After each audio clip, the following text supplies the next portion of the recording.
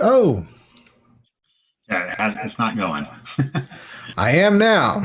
Okay. It was in my preview, so all of that stuff is in the recording, but not live. But if you were watching, if you were watching and commenting, It was in my preview, so all of that stuff is in the recording, but not live. But all right, someone's listening to it and hearing the echo. It ain't me. All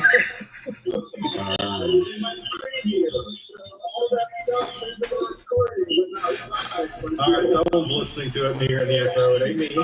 Not me. I have it on mute. Not me. I didn't do it. Someone's listening to it and hearing the echo. It ain't me. Not me.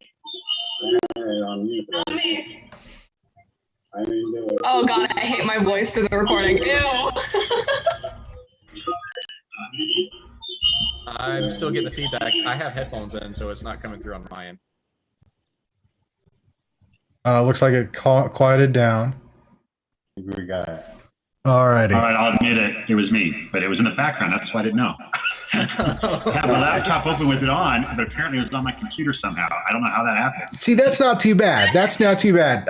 When I was still doing the Sunday with Scoob streams, when I was working on the miniatures, there was a whole session. I was so engrossed in painting that I didn't realize I didn't hit the go live on YouTube. So an entire 2-hour block of chatting and working on the miniature, and it wasn't actually live. Oh no. But I record everything. I'm sure. If there's ever a time for technical difficulties, this is at the very beginning, so it's out of the way, right? That's right. That's what this is for. This is a live tech test, a live chat on everything. So, quick recap: we're back for a new D&D game. This is going to be we're calling it the Feywild Venture. This is going to be on Beyond the Witchlight, which is the latest, one of the latest adventures that was released from Dungeons and Dragons. So this should be a fun, whimsical adventure. And as I said before we were officially live, this is our session 0. Session 0 is a chance for the players to kind of interact with each other real quick, get a feel for the personality and the characters, do some Q&A, as well as set kind of our ground rules for playing the game. Unlike previously, this game will be recorded and then put out to YouTube as a video on demand versus a live stream. The live stream is only going to be to Patreon members. This should ease some of my workload as a self-producer and focus more on the game and the interactions with the players. If want to do a premiere when for YouTube, where it has all the notifications and there's a live chat and the cast can sit in there and comment and second guess everything they did. That is something that is a possibility. I will leave it to you on Patreon to comment in this post with this live stream on whether or not we should do premieres once it goes onto YouTube. So I'll leave that to y'all. Y'all dictate how this goes. So we're going to do some cast introductions, kind of walk through some things, make sure all of our tech works right, and do a little bit of RP based on those interactions so we get to the characters. This is going to be a bi-weekly game. So every 2 weeks we will have a new video out. Barring holidays, injuries, all of those normal real world things that we wish didn't happen, but we have to deal with anyway. So now that I've recapped all that again, I'm sure that was fun. Let's start going around and introducing our characters. Let's start with Terry. So as before, who are you? What's your race, class? And tell us about your childhood in this town that most of you grew up in. Okay, so I am Terry Tenderfoot. I am a Herringon monk. I don't really remember much about my early childhood. It's kind of a blur. It went by in a hurry. And I grew up in the midst of a carnival with some other Herringon kin, and have spent much of my adolescent years training with knives. So yeah, that's Terry. As long as he knows where the pointy end is. All right. So all right, and then next we will have how do we pronounce it? Natzori? Natzori, I believe, but I'll just go by Nat to make things easier. Very Black Nat, Widow of you. Oh, what? Said very Black Widow of you. That was a good movie, all right? That's fair. All right, Nat. So who are you? Who are you playing? Race, class, all those things. And what do you think brought you to this town? Because your character is not from this town. Yes. So Nat is a tiefling fighter. And as Kuba said, she is not from, how is it pronounced again? Sokar. Got it. So, she's not from around here. And to go off the whole childhood thing, her childhood was fine. She's actually a treasure hunter, so she would always help her parents with treasure hunting. Until around her 16th birthday, she was on a mission. Things most definitely didn't go well, and all of a sudden she realizes the boat is sinking. She makes it to shore unconscious and hurt, but she has no idea where her parents are or if they're even alive. So therefore, her whole mission in this town is to see if she can find her parents. All right. I know, I'm full with the dark backstories. That's fine. That's fine. It's always the trope. We have these dark backstories, yet we have these bright, shiny characters. Yeah. Very well adjusted. Very well adjusted. Next, we have a new player to the studio, and that is Dylan. Dylan, go ahead and tell us who you are, what's your race, class, and what your childhood was like in the town of Sokar. Right. Well, character's Dylan. He is a human rogue. He has specialized in a little bit more of, I'll call it, investigative or spycraft in his rogue development. So not necessarily the typical, cutthroat type of rogue that you would think of. Dylan's not the most handsome of persons. So short, a little bit pudgy. Don't want to sit too close to him. A little bit of body odor. And so, just think about that a little bit.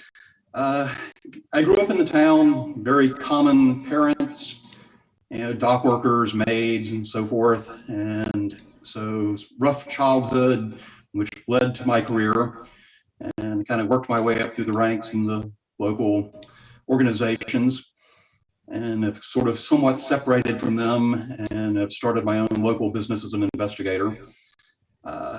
As I was growing up, one of the things that is sort of motivating me at the moment is that I had snuck into one of the carnivals that I couldn't afford to pay the admission to, and something happened to me when I was there. And I'm starting to be very upset by that, and now need to find out what happened there and why I'm experiencing what I'm experiencing. Okay.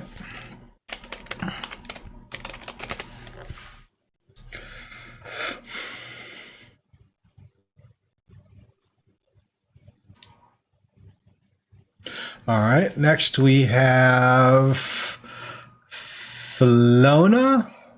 How's that pronounced? Polonia?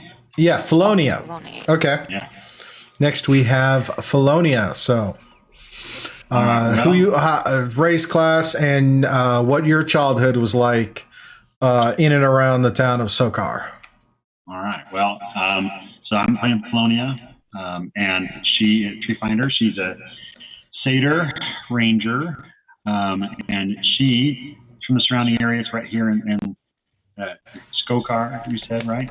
And she actually doesn't remember a whole lot from her childhood. It's a bunch of memories from what was going on there. She grew up with a family. She was little, but when she was about 5, something very strange happened to her, and she was taken from her family and grew up in this strange place that she doesn't really remember. But when she came back into this world, into this place, she was 5. She was older. 10 years had gone by. And then when she came back, though, for everybody else, only about 5 years had come by. So she doesn't know where she was, but she thinks she was maybe in the Feywild. She came back with a flute in her hand and a bunch of other little trinkets that she has that she doesn't know what they're for or what they do. But she knows a little bit about them, I guess, but doesn't know much about where she got them. She has a wooden flute. Seems that when she plays it, cool things happen and fauna and other little animals come around her. And she has a music box that plays some strange tune that she doesn't remember. It's some haunting memory from her. And a whistle that when she blows, nobody else seems to be able to hear it. But maybe one day she'll figure out what it's all about. So, but she wanders around trying to figure out how to get back. Someday she's trying to recall that, and she's excited to be here in this fair or this town again, and hopefully she'll figure out about her childhood a little bit more often. That's her. Alrighty. Next, we have Gwen, or what was the enunciation on that one again? Gwenonwen? Gwen You can just call her Gwen. Yeah. We're going to call her Gwen. So we have Gwen, go ahead and introduce yourself and what you think brought you to Sokar, based on the notes I had given you. Okay. Well, I'm Mercy. Uh-oh. And I'm playing Gwenonwen Watercrest, who is a verbal cleric of the nature domain.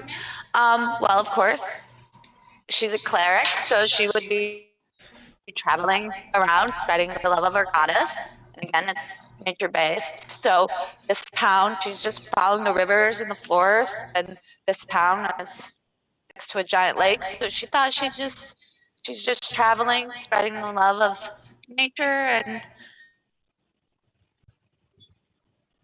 her goddess, and that's it. Can you hear me? Okay. Oh, okay. Sorry.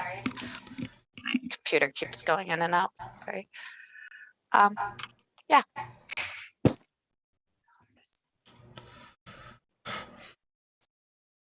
Just trying to find a piece of note I thought I had. All right. Next we have, and last and certainly not least, we have the Thor. How do we enunciate that? Thorkir. Thorkir. Thorkir, yes. All right. Thorkir is a lizard folk. He is actually a blue scaled lizard folk, and so he's quite a standout in most crowds and such. He has yellow eyes with very dark, deep black pupils that sometimes grow very large when he's thinking about the world. Thorkir is a druid, and therefore he's attuned to nature and into protecting nature and reading the signs and symbols that can be found if you look well enough. And Thorkir was actually found by the big lake here near Skokar. When he was 4 years old, a timberman forester came and found him and took him to the timber camps and tried to feed him mush and gruel and fruit and apples and all that stuff. Kind of made him puke and he's been sick until the forester decided to give him a piece of raw meat, which he ate very well and snapped up.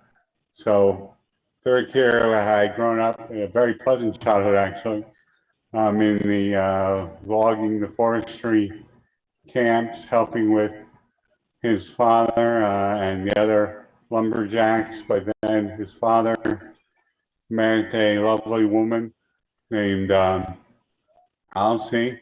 His father's name is Sved. and they moved into town together. And they wanted Thorkir to get an education, so he was put into school. But one day something terrible happened, and he couldn't face his peers again. So he went off across the lake, which took about a month, and has been exploring ever since the last 18 years. So this is just when he's coming back for the first time to Skogar. Okay. All right. And of course, so what is Skogar? What is all this? So let's talk a little bit about the world for some of y'all who aren't familiar. The world we're starting in is called Kofun. It's the kind of world that has come together. That is where all of my games I run as a dungeon master have coexisted in one form or in pretty much the events of those games did happen in this world. This world is kind of an amalgamation of the Eberron, Ravnica, and Faerun maps, kind of a alternate Earth principle for as far as storytelling. There's a calamity that kind of brought these three together in the new world that shaped out. So we have all of these races that have over many centuries have just kind of cross-pollinated across most of the planet. In the town of Sokar is a small town that at one point it was an outpost for a long forgotten empire. And one of the things that Sokar was really good about was the fact that there was these large forests that that are around Sokar. It's very much landlocked. Think of it as kind of like it's a temperate climate, so to speak, kind of like the or kind of like the central United States. But the fact that it's going to take you probably 4 to 6, 10 day to get to an ocean, whether you walk east or west. North would take you up to the Arctic, to kind of an Arctic realm, and that would take you probably about 10 days as well. And then traveling south again. So this is very much landlocked. But unlike other areas where part of the reason why there's still this large forest growth, even though the proximity to oceans is so vast, is because there are a set of large lakes that one of which borders Sokar. It's actually where the town is located. Now the lake is massive. It would take at least a 3-10 day to traverse around the lake or to cross the lake. And part of its vastness is on the lake. There is actually these large barges that are essentially little floating towns. They head out onto the lake to do fishing, and then they bring it into the main town for where the fish can be offloaded and then set up some of the rivers to be sent towards some other towns, as well as this is how they transport a lot of the logs that's gone. Because of Sokar's resources, and the people there are actually very mindful of the resources and the demands of the empire that had set up the town. There's a heavy population of druid and nature-based kind of classes, as well as there's a large amount of furbolgs that are nearby, as well as other druidic practices. It's very strong in that sense, so that they actually work and you do kind of a healthy harvesting of the forest through these magics. Same in hunter gathering is pretty good as far as fishing and some game. The lakes are so massive they actually dictate their own weather patterns, which is why the climate is the way it is, where it gets enough rainfall to sustain a forest. If you happen to travel a 10-day in any direction, you start getting into a more barren plains type of environment. In fact, if you go west, an additional 10-day, you actually start coming into a vast desert. that stretches on for miles and miles. And traversing the desert is definitely not for the faint of heart. But it is possible to the south. Again, about 10 days to the southwest. You start getting into a more tropical area. In fact, there's a peninsula with a very massive swamp that had a large city there at one point, but the city has fallen, and most people tend to avoid it. It's kind of thought of as like a smuggler's den, a trapper's den, but world events wise, there seems to be a growing mass of undead in that area, as well as rumors of a black dragon that had been seen in the area. But that was 3 or 4 years ago, as far as what the town is aware of. So many of our party have, as we discussed in the intros, four of the party actually grew up or have familial ties or origin ties to the town of Sokar, which tidbit is Icelandic for forest. In case you were wondering where the name came from.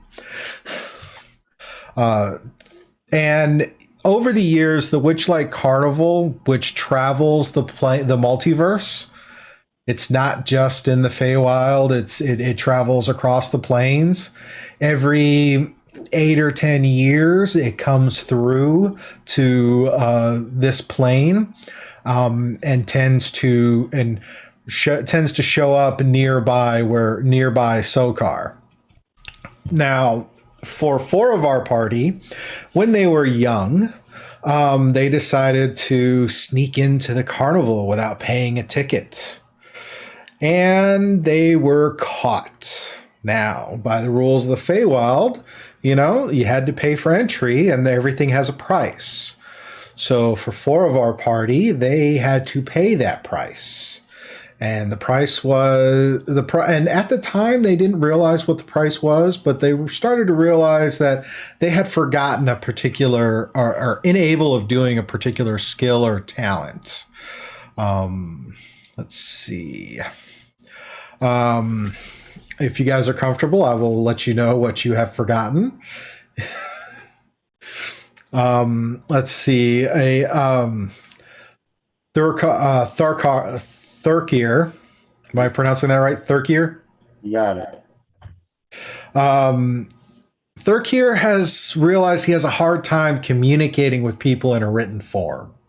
His handwriting is pretty bad. So bad that most people can't comprehend it without some type of magical assistance. Yeah. Somehow Steve knew my actual real life dilemma and picked this one just for me.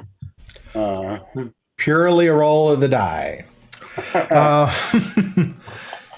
Terry, so well, as enterprising as he is, realizes that he has a hard time telling which direction. So many people over the years, over a couple of years, Terry has attempted to give them directions and got them completely lost. I did my best. I really tried. He would talk about landmarks being north, but they were actually south. I mean, it was horrible. Felonia, she realized that she lost some of her actual height. And even though she knows she should be taller, for some reason she can never figure out why she's not as tall as she should be. Well, it doesn't, it's part of the course. You come back from the Feywild and you're all kinds of crazy stuff. I smell like honeysuckle and things like that already anyway. So, being a little bit shorter, that's just typical stuff. Not a big deal. And normals, smell like nectar and honey, weird eyes, all kinds of stuff. It's crazy. Okay. I smelled like nectar and honey. Yeah. Iridescently colored, those are all things from being a Fey lost child, I guess. Apparently. And then Dylan realized that before attending the carnival, he had some very artistic nature.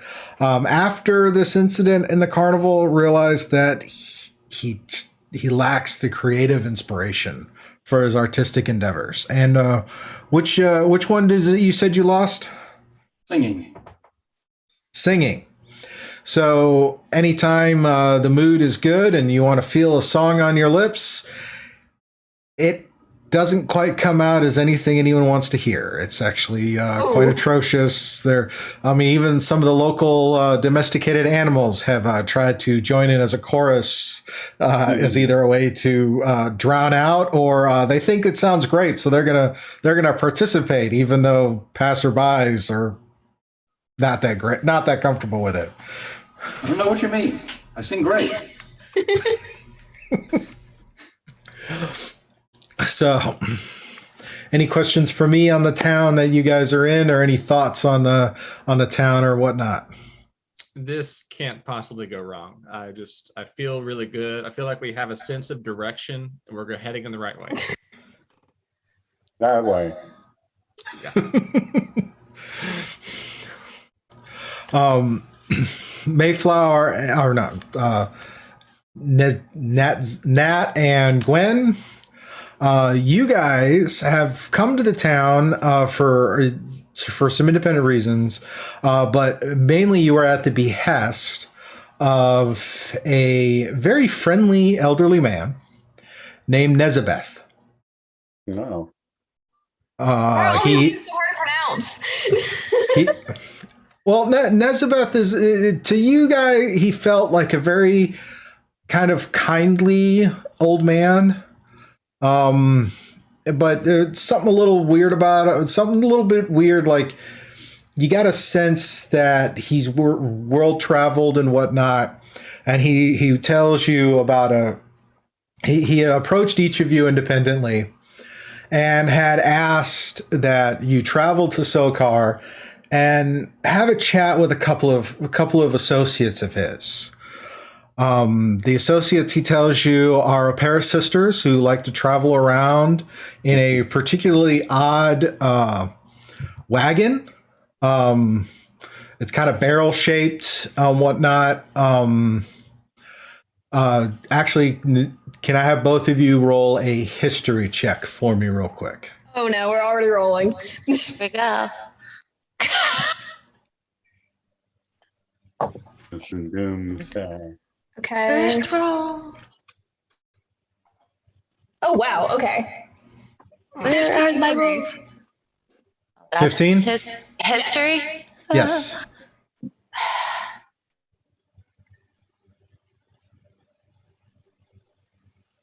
Uh, 16. All right. Both of you will be familiar that the wagon that Nezabeth described to you, you kind of recognize it because you've seen them travel in other towns, even your original hometowns. It's to a group of wandering nomads called Vistani. And this pair of sisters, Nezabeth tells you they've done a lot of work with him in the past. They're very good at finding rare and unique items.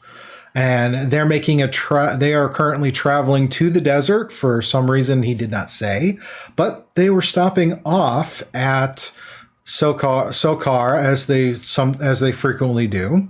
And that this is at this particular time of year, it would be really profitable for the two of you to meet up with them to see what you can do to assist. So arriving in Sokar, you do see that you're not sure if the wagon has arrived yet, but you're kind of traveling through the town, kind of taking in the sights and seeing all the various races that live in this town, which shouldn't be too weird per se, because most of them you've seen at other places because of that, like I said, that cross-pollination of the various races. It's not uncommon to see a mix of just about everything. Some places the The composition is a little different, but that's more or less of climb and location than anything that you can tell in terms of any kind of tension or negativity toward that. Any of that stuff is several hundred years already worked out, and is now, there may be some residual, but it's not enough to interfere with the day-to-day commerce and citizenship of the town. So to kind of go over a couple of things real quick in terms of the gameplay and whatnot, I try to do a very interactive story, interactive with the players to feed me stuff, and I feed them back stuff, and I do like to do checks based on that before I let myself talk too much. So if it seems like I'm about to just drop something and then sit there and call for some kind of check, I'm remembering that I need to take a step back and not give you everything. Got to make you work for it. Scoob, I was going to just ask, based on my background. So I've been back a little while, and I've been looking for, I know I was in the Feywild, and my trainer has taught me about that or whatever. And then, do we know the carnival is coming to this town again, or is that just something that happened when we were young? Is there anything like that going on? The carnival appears every 8 years. Okay. It's not too far from where Sokar is when it does arrive. So there is a general sense amongst the town that the carnival is coming. Okay, that's perfect then. So then maybe I came back into town because, knowing that I had been to the Feywild, knowing that that's kind of the connection and why maybe I have those dreams and those weird things that happen to me at night and the weird visitations, then maybe we could say I'm back here because of that. See if I can find a connection or something like that. Yes, all four of you would be drawn back to the town because that item that you lost when you were so long ago, it's now your brain is kind of, the fog is clearing and you're all wanting to find there's just kind of like, it's kind of hard to describe, but there's a sense, a kind of a deja vu or a sixth sense that's telling you, I need to find this. I'm not sure what it is, but I need to find this. Even if I hadn't been just the background, I like it. I think it's a great tie to awesome. I'm definitely drawn back here to figure out what happened to me when I was younger and why those 5 years for everybody else went by, but 10 years for me went by while I was gone. So this is great. I love it. I think it's going to be perfect. All right. When I ask directions for Terry and I get told to go one way and I go, and he tells me another way, and it's awesome. It's perfect. So it's great. And part of you knows better. Yeah. Like you all know it's like the four of you kind of you can choose whether or not you know each other like, real well, or it's I know you by reputation. So as I was saying, kind of working through that. I would want to say that we're going to the overall game is going to be more of a PG or PG-13. Want to keep this kind of family friendly. So certain topics and language, if it's appropriate for the moment, that's understandable. But we don't want to make it kind of a regular, consistent thing, just because we do have younger cast members. And I was talking about Gwen. I wasn't talking about you. See? My beard's going platinum, by the way. I'm avoiding it. Thankfully, the camera's far enough away you can't see the gray in mine.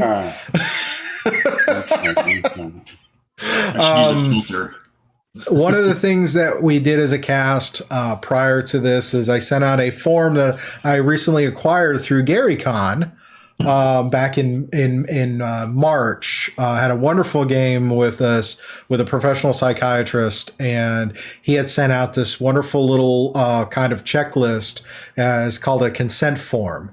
It's basically it's a tool for dungeon masters and groups to kind of gauge and see what topics most everyone is what individuals are comfortable with, and it's a matter of talk about it, allude to it, pretend it never happened. Is essentially it's got our green, yellow, and red as far as in terms of concepts of like lines and veils.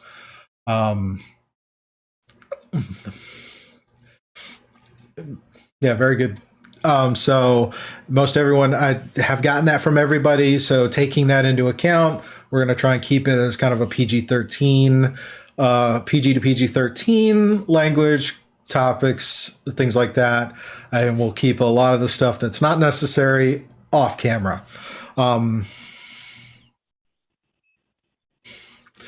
So another thing is, as a cast, if you wish to, one of the questions that came up prior to this, and I didn't get a chance to answer before, but I'm going to answer now, and that is if there is a need to say something to me in a direct message, probably looking at my setup, it might be easiest if we do it via... Actually, let me ask you, which method of direct message do you think would be easiest for y'all? The Zoom window, the Discord? What do you guys think? I don't know your setups. I know mine is obscene by a lot of people's standards. The Zoom chat. Does the Zoom chat work for you? I think that the Zoom chat would work fine. Yeah. Zoom chat. Zoom's good. All right. So I will make sure I keep the Zoom chat up and try not, and if you need to, just shoot me a direct message via the Zoom chat. And then it's, so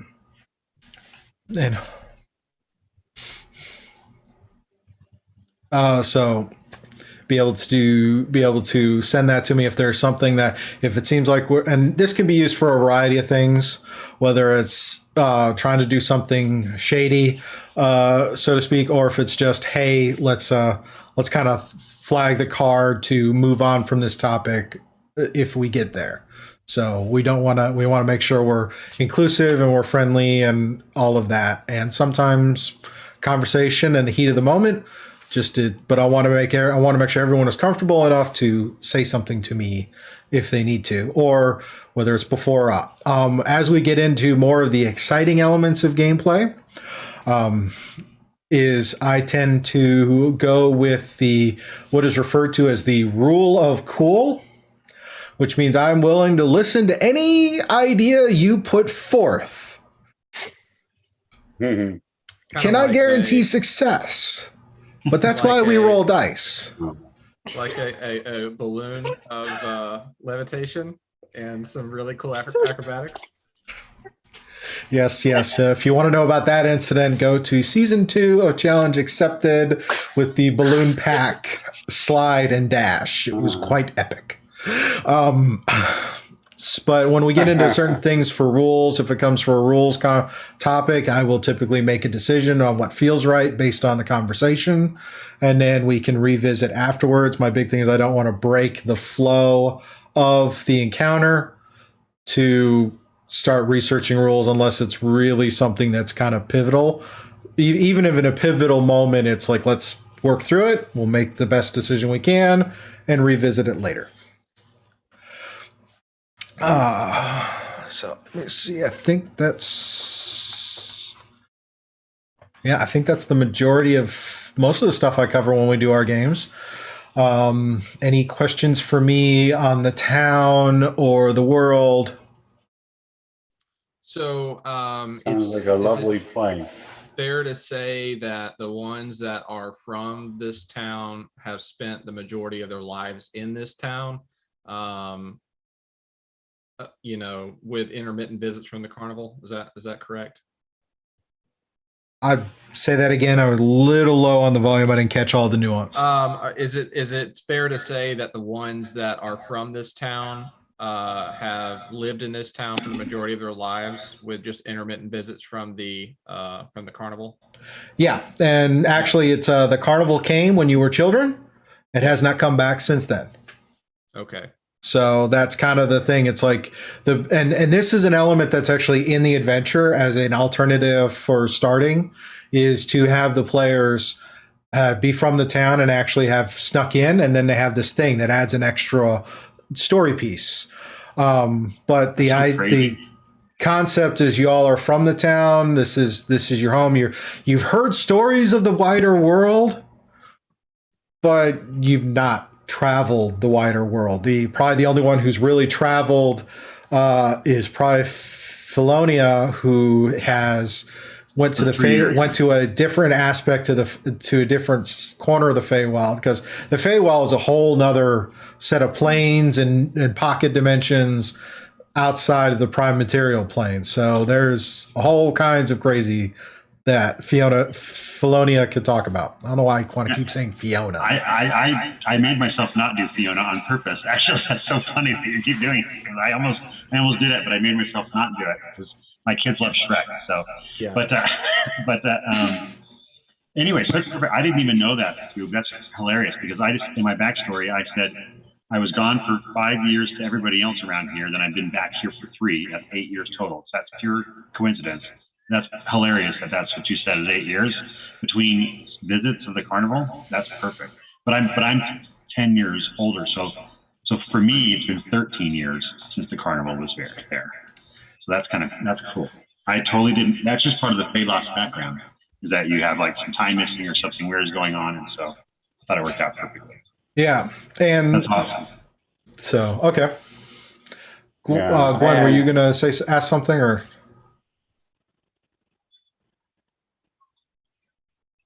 Oh, I was just going to say, Dylan is a little anxious to leave town at this point. Why is Dylan anxious to leave town? Oh, it's just something private. Okay. Yeah.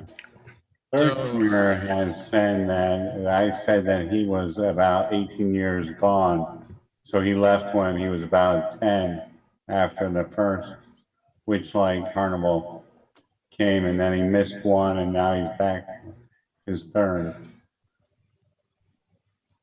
Okay. So that kind of adjust that a little bit, but yeah, that would be about right. I mean, he also said he went and traveled across the lake, right? Right, exactly. So he would probably have some interesting stories on some of the barge towns that float on the lake. Exactly. All right. But I guess in general, kind of going with the question or the statement that Terry was making, those of us who are from the town are very familiar with the town. We know where all the taverns are. We know where the shops are and things of that nature. Yep. You are familiar. The current elected official is a Dragonborn. Fairly nice guy. His family has been part of the town for several generations. He had a cousin who went to the town of Saltmarsh to do some work for somebody, but hasn't heard from him since. Wasn't in the house, I was wonder he? what happened here. Hope he No, wasn't I in think he the was doing private. I think he was doing private security for one of the wealthy guys, and his last letter said he had a really good job, but it hasn't heard from him since. So, but there are a few. guy named Tom. And there was Tom. Tom was the cousin. Yeah. So, but yeah, you would the four of you would be very familiar with the town, most of its history, most of the current politics and whatnot. Every month or so, because in this world, time is measured in 10 days. A week is 10 days long. 5 of that is when most people are working. The other 5 is relaxation and working on other things. And 10 days constitutes a month. Roughly every 10 day is when one of the barges will come to port to kind of offload and get off the water for a couple of nights. So when those happen, things get a little rowdy. It's kind of like I guess a good colloquial consideration is think of it like Mardi Gras every month. When these barges come in to offload their stuff, so there's a lot to do and there's a lot to drink. Mm-hmm. I bet. So it'd actually be pretty close to that time the barges are coming in, as well as the carnival's coming. So you can tell in the air that there is a sense of excitement and wonder. Ah, very good. Captain of the boat. Yes, lad. Are we about to land in Skogar? Yes, it's time to offload the catch. You've worked well these last 10 days.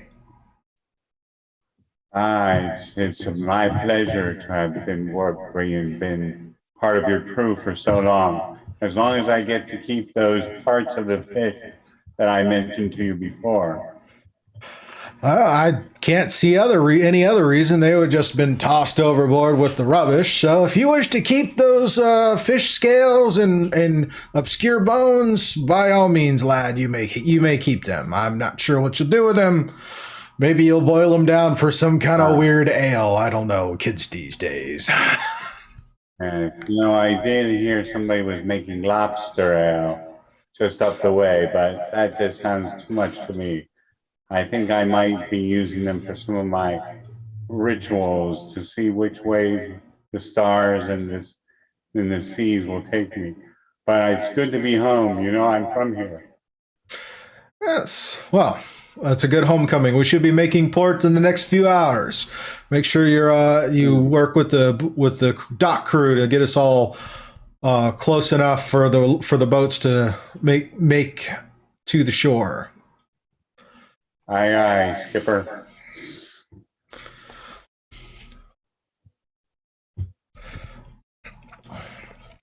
So, what are you? So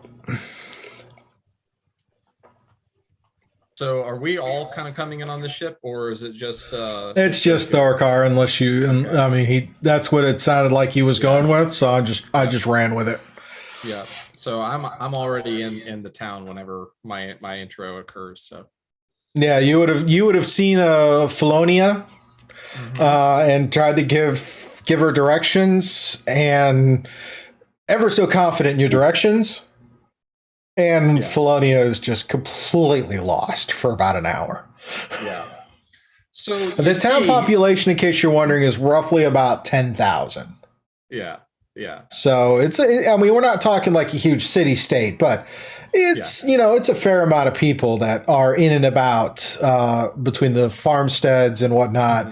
And each of the barges, the town barges, they have crews of probably about 700 to 1,000 people. So these are large barges that you would see floating in out on the lake when they get close enough. And it tells you kind of how big and massive the lake is, that it can sustain a couple of these barges to go fishing every month to bring in their catches. Okay. So, I see Felonius walking up, looking rather perplexed, trying to find her way back. And I'll look down to Felonius and say, Felonius, is that you? You've grown.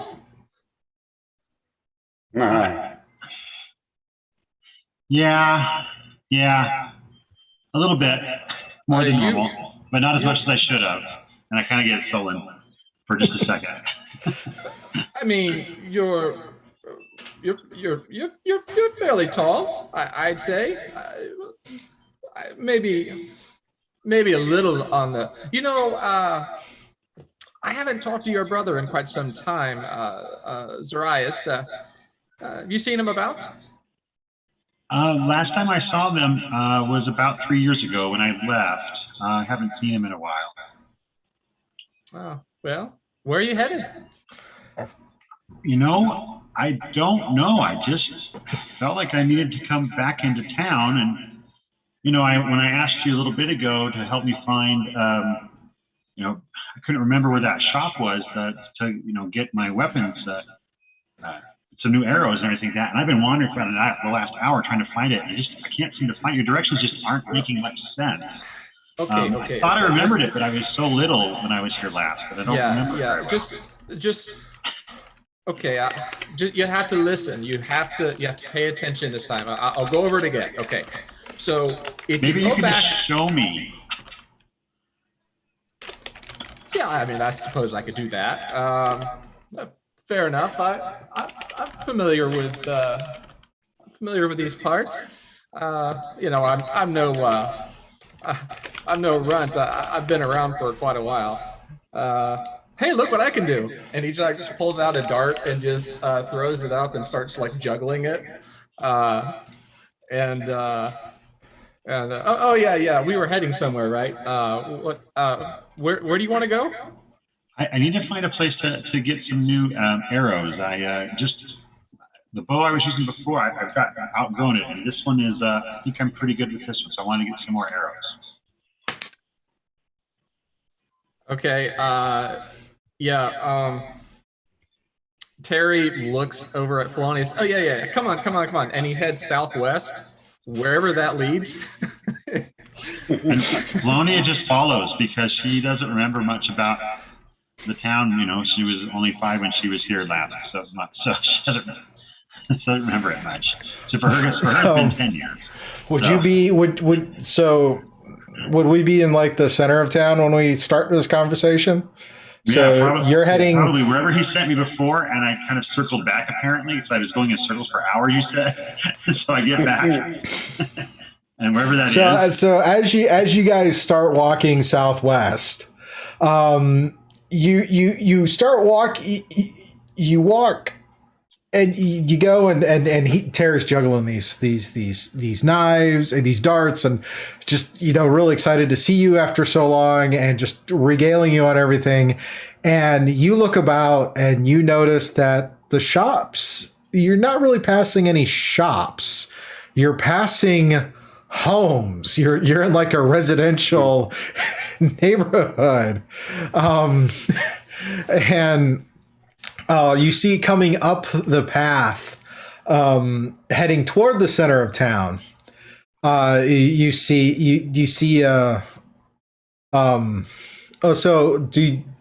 So we'll hold that real quick. Nat and Gwen, would you two have known each other coming into town, or would you come into town separately?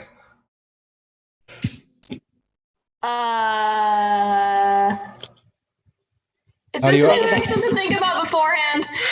I was thinking we probably didn't know each other before Elizabeth tried to hire us. But maybe this would have been a couple of 10 days after that for you to travel to the town. Yeah. So I think we would travel together. Probably would have met up on the road and travel together. Yeah. Okay. Yeah, sounds good. Okay. So you two have come into town and you're coming from the southwest section as you're kind of walking through, heading toward the center of town where a lot of the merchants are and some of the taverns as you're trying to find your contacts. You're not quite sure where they would be, but being travelers and adventurers, you know that typically the center of town is where you can get all the info. And as you two are going, walking uptown, you see ahead of you a satyr and a Haragon, and the Haragon is juggling these darts and just going on and on about local stuff. And the satyr is looking about like they're trying to find something, but it's kind of that I'm lost, but I don't want to say I'm lost, but I don't know how to say I'm lost. So these pairs are going, and the Haragon is like, yeah, it's just down here. We turn left over there. We'll be there in no time, even though it's clearly the satyr looks like clearly like I don't know.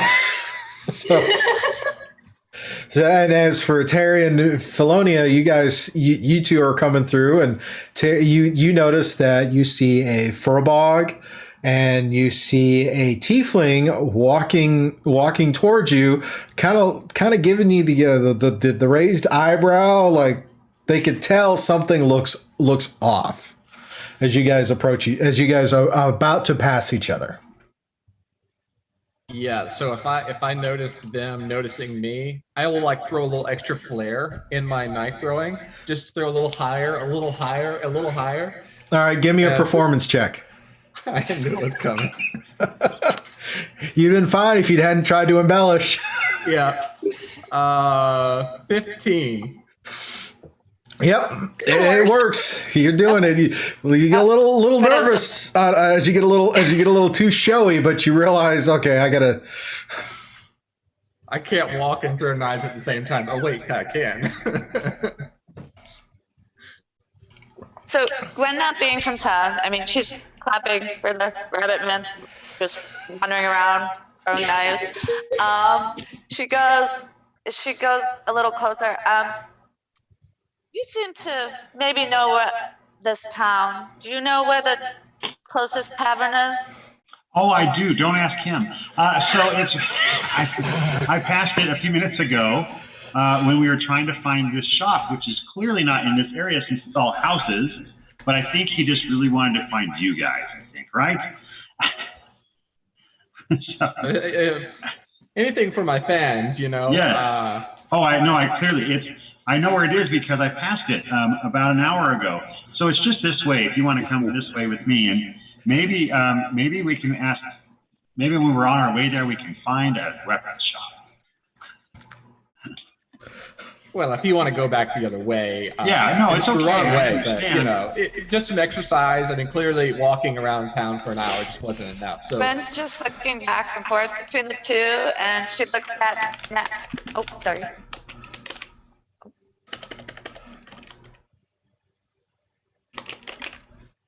I didn't say anything.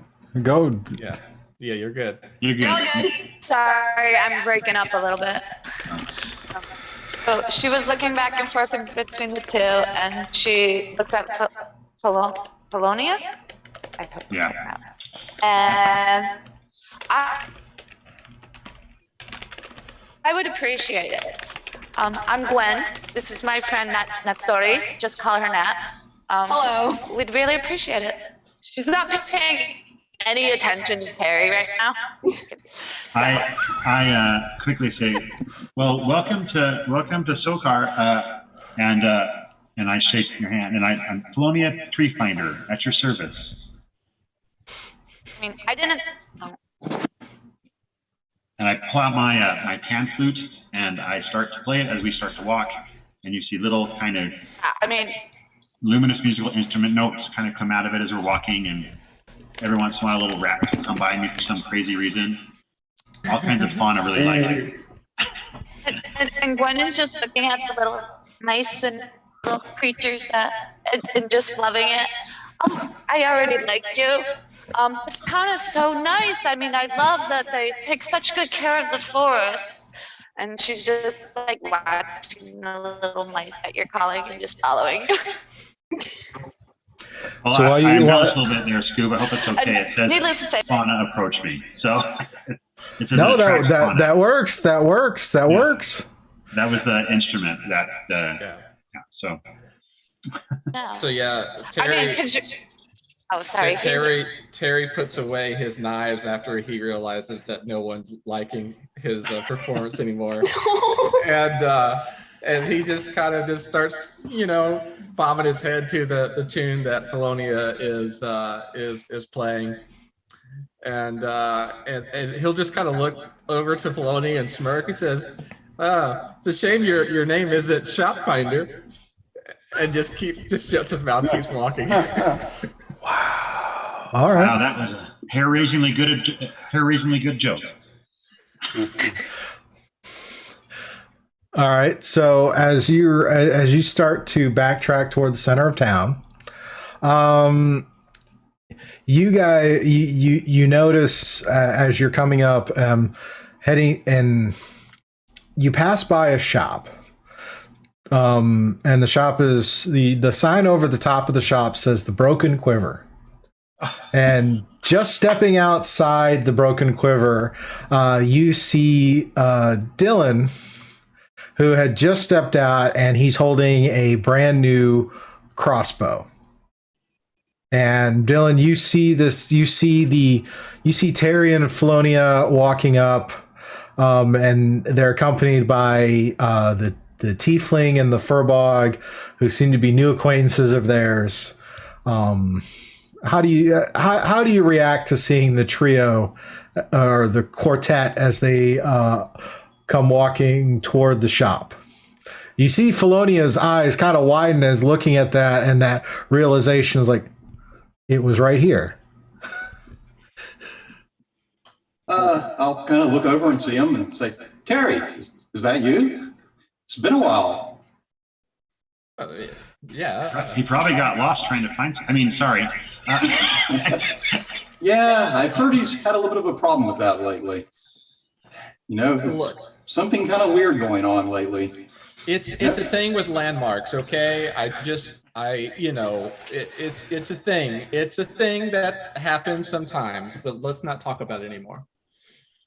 Well, I think it might be a good thing to talk about it, because I've been kind of having some weird feelings lately. And you remember the last time we were hanging out together with your little brother and me and Felonia and Thurkar? We went to that carnival? That's just something kind of tweaking my brain that's telling me that something happened then. I'd like to sit down and have a beer and talk about it. You know, I don't know that I would be much of a talker. I don't really remember much to talk about. Neither do I. That's sort of the problem. That was a great night. You know, we saw all sorts of good things, and then it kind of went blank.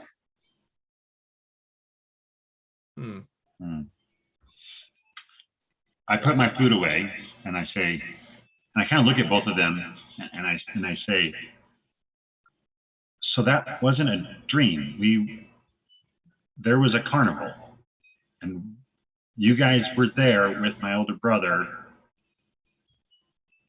because I followed you guys. I snuck out and followed you guys there, and then that's when things go blank. I don't remember much after that. But yeah, I feel like I need to be back here too. I would say at this point, you hear from the dock, which isn't that far away from the center of town, some screams and various to-do going on. The screams would probably be shouts and cheers, as particularly as the dock, the barge is making its way in. But it's still a little. They still have to go through most of their things. But Dylan, you were saying? Oh, the barge is in. My father's going to be busy for the next few days. I'm helping unload. But yes, you know, you have new friends. Can you introduce me? Oh, this is Gwen and Natsori. Hello, Nat. nice to meet you. Oh, hello. I don't think I've ever seen you here before. Are you new to town? Yes, we are. We just fairly recently came here. We each individually came here for our own reasons, but yeah, we're new to town. Well, You didn't come here for the carnival? What carnival? Carnival? I mean, you'll be coming in any day. yeah, it's quite the to-do. It's always good fun, and we really enjoy it when they come. I'm surprised you didn't know. Never heard of it. No, we're here for different reasons. I mean, but it does sound like fun, doesn't it? Yeah, it does. But we have a job to do. From the barge. Are we still walking, or we're at the tavern? You'd probably be heading that way. The tavern is Okay, called we're still White. The tavern is called White Plume. For the locals, they know this is where a lot of travelers tend to stop. It's an inn and has a big kind of common room and an inn, as well as a tavern. For Nat and Gwen, you this is kind of one of the landmarks you were looking for that Nezabeth told you about, is to look for White Plume and look for Josie and Lois there. So as you kind of walk from the broken quiver toward White Plume, you would hear all the commotion going on at the docks as the barges comes in, and you kind of look and you can kind of see through some of the streetways, which are fairly kind of uniform. As you kind of see, there's definitely a main thoroughfare that leads down to the docks, and you can see the large ships. Probably for Gwen and Nat, you probably have not seen ships like these.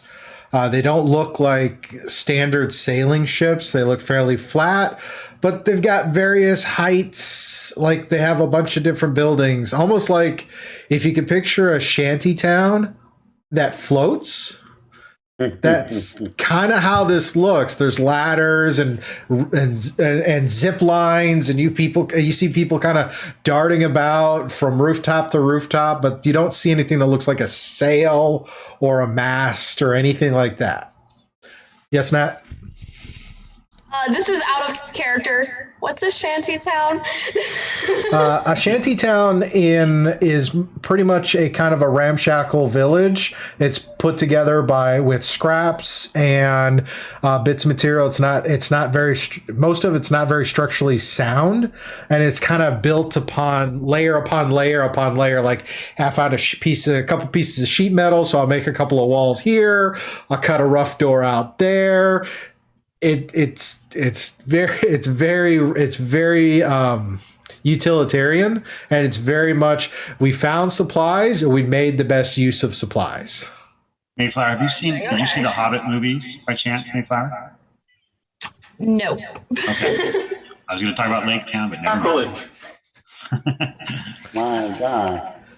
Lake Town is definitely that kind of thing. Only picturing the whole town, kind of parts of the town kind of float away, not just built in with the set of docks that wrap around. But these are pretty impressive to the two of you as you see these. Is like because they're very unusual looking ships, but they're large enough you can see from about a half a mile away.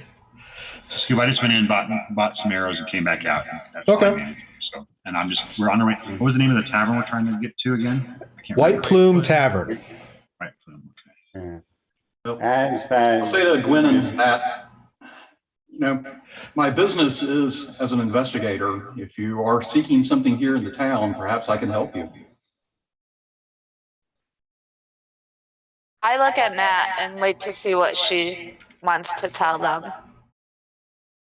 She might be big, but she's really quite quiet and shy. So she looks to Nat to see if she wants. Should we tell him? You wanna tell him? Why don't you do it?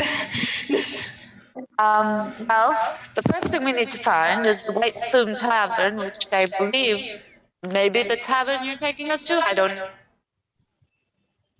Yes, that is the name. That's the tavern. This town has more than one, or if the Yep. Well, then that is where we need to go. So those we are looking for may be there.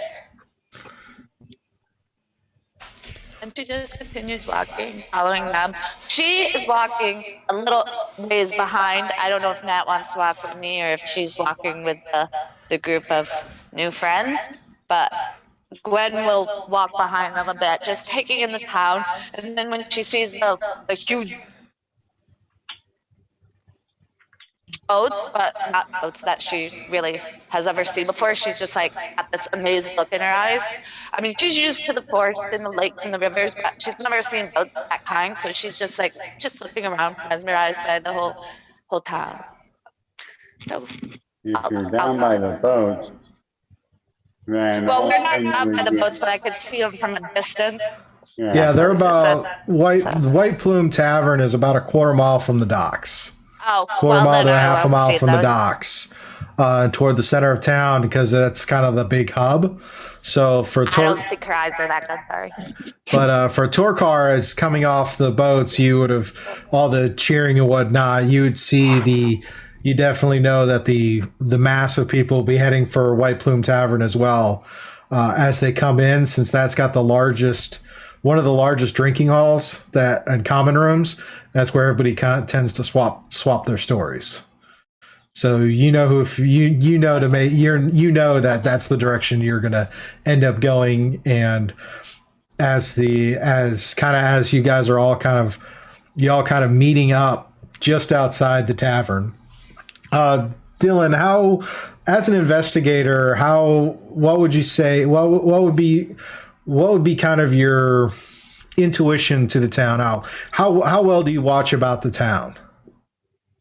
Well, I'm probably a little less attuned to the wealthier portions of the town and more akin to the docks and the less affluent areas. Okay. But, I would definitely be keeping an eye on things that would be of interest to my clients. And some of my clients would be the more well-to-do who are looking for information on things that they don't necessarily want their other wealthy people to know about. Would you say that you are a individual who can acquire items and whatnot? No, it's not my focus, but I've been known to do such things. Okay. Trying to get a gauge for how perceptive Dylan would be to any newcomers to the town, as well as and whatnot. So that's very helpful. Very high perception. Okay, then you go ahead and give me an investigation check real quick. Okay.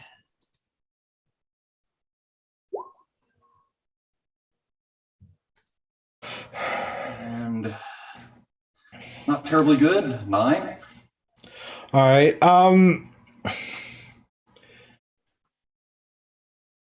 With a 9, you would have the activities with getting close to the time when the barges are coming in again, and with your memories as well as the other locals' memories in the party about the last time they were at the carnival, it keeps you pretty distracted. However, you are vaguely aware of the Vistani wagon that came to town about a day ago. You'd seen it, but with everything else going on, it didn't really it registers like, okay, I've seen these types of wagons before. I know there are some Vistani in town, but that's about it. You can't really place when, but you pretty confident within the last 24 hours, the wagon appeared. That means there's definitely some Vistani inside White Plume that might have some information or something that some of your clients might be interested in if you're more of the information broker type versus the physical goods exchange. Guess it's a nice way of saying black market. I don't know. Yeah. Yep. So you guys are all kind of you're all coming together. You guys see Torkir as he comes up with the rest of the fishermen and off the barges. Torkar, you see Terry and Felonia and Dylan, and you see the new additions, Nat and Gwen, and you guys are all just outside White Plume Tavern. And that's where we're going to take a mid-session break to kind of get up, stretch, grab a drink, that type of stuff. Probably about 10 minutes or so. And then we will come back and see what happens next.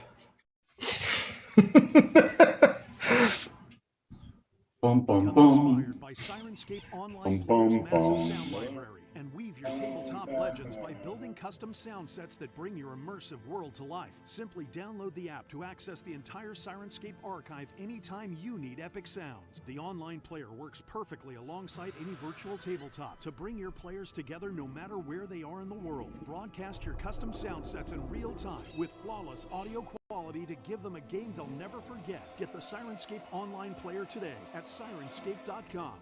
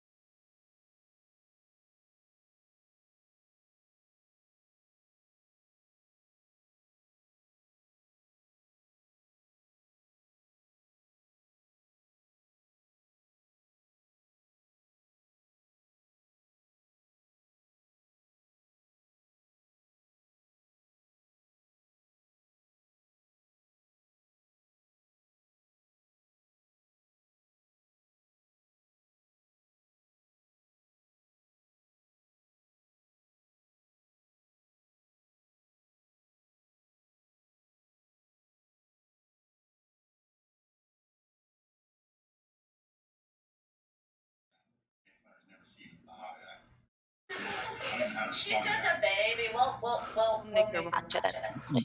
She's, Oh, no. All 28 million hours of all the movies. Lord Hey, of the hey, Rings. hey! That is my holiday routine. Thank you. New Year's Eve is the Hobbit extended edition. Yeah. All three. I love it. Christmas Day is Lord of the Rings extended edition.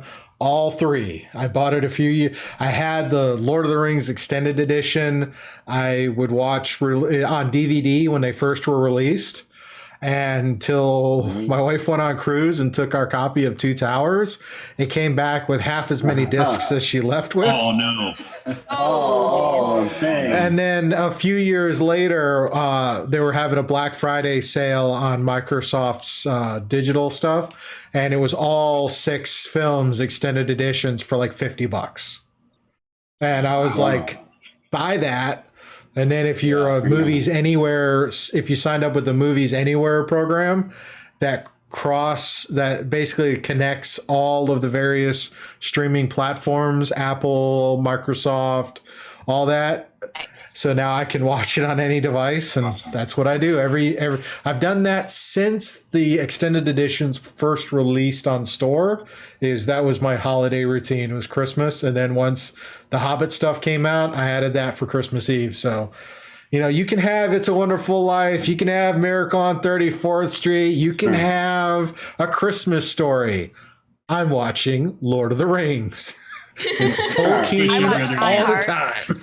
We switch every year. We do Lord of the Rings one year, Lord of the Rings one year, we do Star Wars the next year. So we switch every year in our family. So kids all have all seen. I've tried to think about doing Star Wars as like a New Year's thing because it's new beginnings. Right. But I only seem to get through about 3 or 4 of the films before I get distracted and go somewhere else. But we haven't done it since the 8 came out because it bothered us so much that I'm not sure what to do. So last year we had to do a different one. So we did.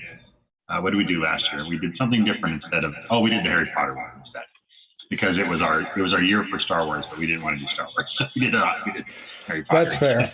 That's fair. Welcome back, Patreon. If you're checking us out or watching this in the VOD, we just had our break. This is our session 0, where we're kind of getting a feel for our characters and our interactions before we get into the real exciting parts of the story. We've already had some interesting lore moments, as well as kind of getting a feel for how the table runs. Definitely recommend you do this with your group before you get too far into it. I had a group not too long ago that even though we spent years playing with each other at the table, I had realized that my style as a DM has changed due to certain influences over COVID.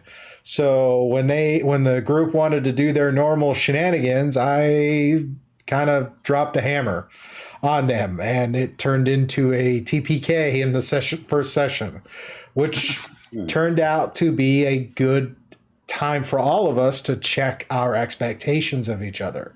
I'm all for shenanigans and crazy, goofy things. I had a friend who was probably the epitome of crazy, obscure concepts. He's the one who made me hate Mold Earth forever because he had a build where he used it as a cantrip. So it sucks when you're in the Underdark being pursued and guys like, oh, Mold Earth, Mold Earth, Mold Earth, Mold Earth. What path? Oh, jeez. So, but it's good to have this if you're running a table and whatnot before you're getting into it. We know that the Feywild is whimsical and crazy and has its own set of rules. The things, if you break, there's consequences. Some of our characters have already learned that, even though it's been years. So, real quick before we find out what happens inside White Plume, I want to do a quick tech check on Roll20. So I'm going to shift over to our Roll20 screen. Alrighty, so. Real quick, I want to make sure everybody's Roll20 works and we have everybody assigned properly.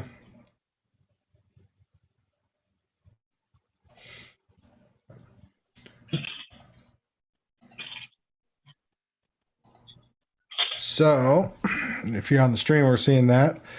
So, I think I have everybody assigned properly. I think the only one I don't have assigned right is Nat. I don't know how to use Roll20. I've never ever used it.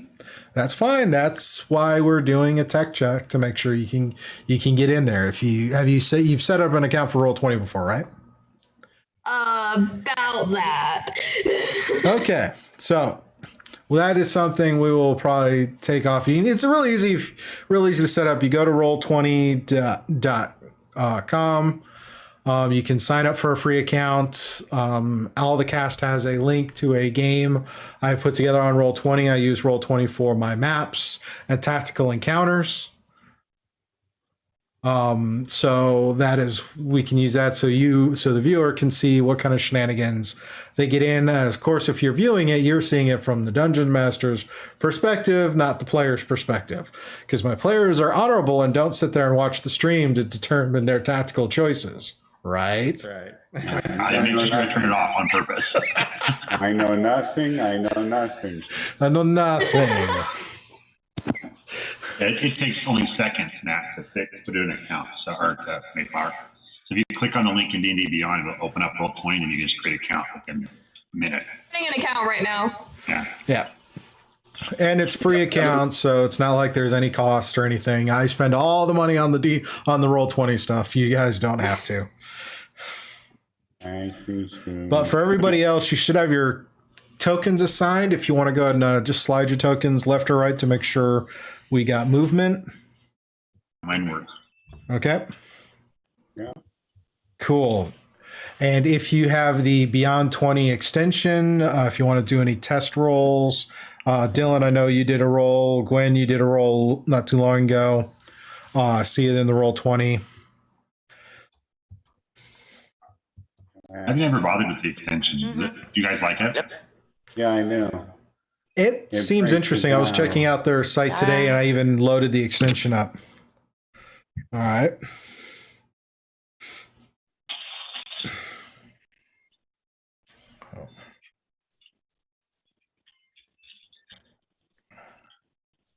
Do you pay extra for that? No. No, it's free. You can choose to be a patron of their site and check it out, which they're not endorsing or anything. This is just a tool that I've seen a lot of people use. So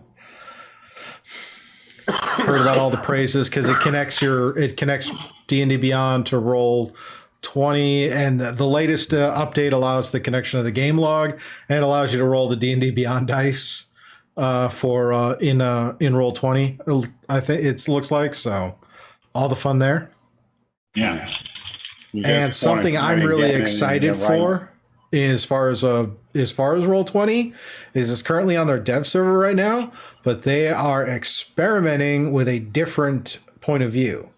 Oh. They're experimenting with the isometric point of view. So right now, if you're familiar, most of the time Roll20 is a top down. This one, they're actually looking where you can actually kind of get a side view as you navigate through your dungeons. So I'm really excited to see how that progresses.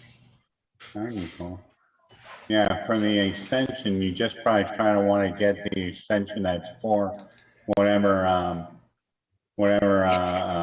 internet you're using. So if you're using Chrome, you want to get the Chrome extension. If you're using anything else, Firefox, get the Firefox extension. I have some of those links if you want me to put them in the chat later. That'd be great. Yeah, I'd love it. Thanks. I use the Chrome extension. Works pretty good. Yeah, I don't know Edge why. supports Chrome extension tools as well, so that's real nice. So I see 506. So the only one waiting is Nat for when she gets in. Where's the Roll20 link thing? Go to D&D Beyond. Oh, Go to D&D Beyond, and then go to My Campaigns. Do you have your character open already? yes. Just click on the campaign, like in the top right-hand corner of your character screen. It says Campaign, the Feywild Venture. Do you see that? Yeah, I'm in. Click on that, and then right there, as soon as you click on it, there's the Roll20 link right there. It says the Feywild Okay. Venture. Yeah. We got it. I just dropped it in the chat as well.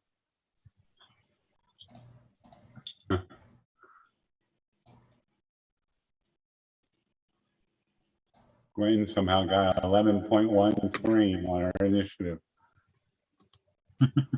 That's pretty accurate. I mean, how do you do that? I don't understand that. I've seen that when I've seen it happen too. yeah, I can't remember whoever was rolling with it in the last game that was happening too. Yeah, Thor. Was it Gore doing that? Yeah. That was really strange. Alrighty, cameras are fixed. Got a quick reshuffle and try to move those around. So, all right, so there we go. Let me assign your token to you. Alrighty, Nat, you should be able to control your token if you want to grab it and move it. How does this work? Oh, you probably want to turn off a couple things in settings, by the way, Mayflower. So, Yeah. do you have it open right now? Yes. Okay, so go over to the settings. There's a little cog icon at the top right-hand corner. Yeah, I'm in settings right now. Okay, go down, scroll all the way down, and you're going to see video and audio chat options. Do you see that? Yes. Okay, make sure that you put, I want to broadcast to others, nothing. I want to receive from others, nothing. And then hit the reconnect button underneath that. And that'll make sure there's no mistakes between us doing the Zoom call and us trying to broadcast. Because you can do stuff through F1. Okay. And then, so that's the main thing. And then above that, if you go up, you can make it so that you might fill up our pictures on the bottom. You can make it show just the nameplates, and then that's just personal preference. And then the biggest thing is at the top where it says display name. You can change your name or do whatever you want to. You can make it be your character or whatever you want. Some good habits I've seen is people just have their character name for their display name. Also, some might actually put in their AC, passive perception, and hit points max as kind of a quick reference. I've seen that a couple of times. Yeah. There we go. Now, if you're look at my hit points now, they're so small. I know. The other thing, Nat, is as you're looking at, do you see the picture with the tokens? Yes. At the moment, everybody's names are in the way. Yeah, so click on go down where I was telling you before. You scroll down to game settings. It says chat avatars, player video / avatar size. If you click on that to names only. Oh, okay. Shrinks everything. And then you can also put it at the top of your screen or bottom of your screen on the next line down. It says player video app location. You can put it at the top or bottom. It defaults to the bottom. Okay. Sorry, you can tell I've done this a few times with my students, right? Sorry. I apologize to you for taking over like that. That's just habit. I apologize. No, I mean, it's fine. We're all, I mean, a lot of us have used this. Nat is new to this kind of gameplay and whatnot. So this is a good refresher. And also like I said, this is a session 0. This hopefully as a VOD is useful to some people trying to set up for a game, whether they're doing a virtual game like this because of COVID, or they want to do, or just in general. And, if you're using technology, you want to test it to make sure it's working right. Because the point is when we get into the sessions and get into there, the last thing we want to do is break the immersion to diagnose and troubleshoot, or have someone feel like they need to be left behind because they're not picking up on it due to a difference of experience. So that's kind of one of the reasons this was a prequel kind of story, as well as we walk through all of these things. So, and I'm one of those, I'm not so arrogant. I won't defer to other people's experience. So Glenn, I know with you and the game club you run, you're more, it's like you fall into that teacher role. So it's like, you know what? I'm good. Yeah, sorry. It's old habit. So no, you're good. So, all right, can move the tokens and all that. There's some other stuff for as far as movement things. Nat, we can kind of chit chat about later. But some of the base, there's several tutorials and videos on how to use Roll20 that you can check out. That will really be really helpful. So that soon you'll be a master and all of that. Okay, thank you for the help, guys. Anytime. Alrighty. So now that we got the basics out of the way, everybody can move and control their character. They can probably they should be able to edit their character information to make sure they keep it up to date and on track.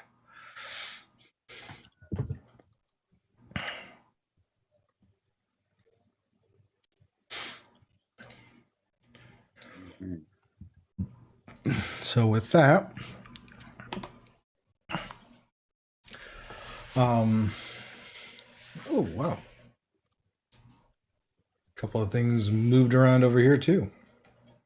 That's what happens when the cameras rearrange themselves.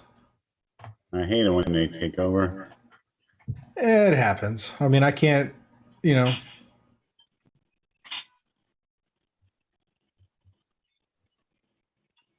So I just have to, readjust a few things. The Sirenscape that you're running actually from the Wild Beyond Witchlight? Yes, it is. Cool. It is the official Sirenscape stuff. So thank you for that toss up. Now I can real quick do a plug for Sirenscape. Background musics and soundboards. For your tabletop experience, go to sirenscape.com for more information.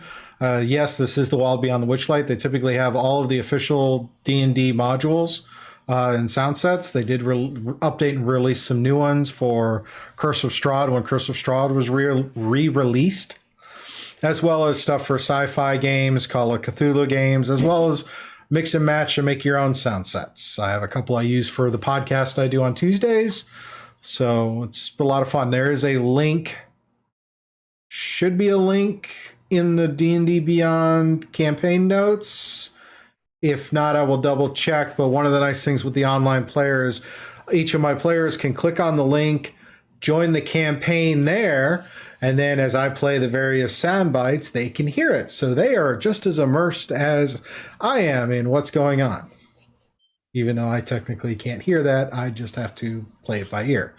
That's the part that was freaking me out. So in the very beginning, when I was saying, "Where's that YouTube coming? Or where's like the YouTube thing coming from?"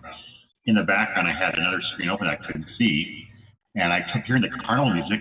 What is going on? And then I realized, oh wait a second, it's me. I'm the one that's broadcasting the YouTube on two different screens. There's an Instagram reel that when you were saying that, it plopped in my head. It was this person, she was like, my brain is like an internet browser. I've got 12 tabs open, 3 are frozen, and I don't know where the music is coming from.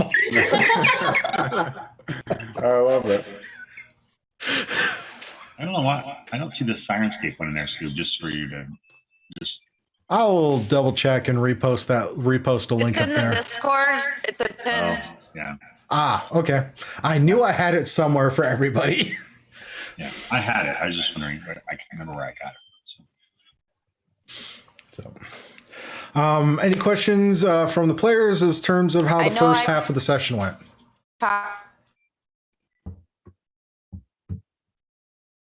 Go ahead.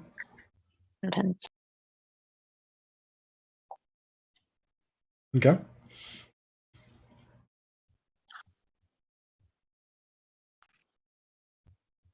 Lost your audio, Gwen. Were you saying something? I think she's frozen. I think she's frozen too. Yeah. Oh.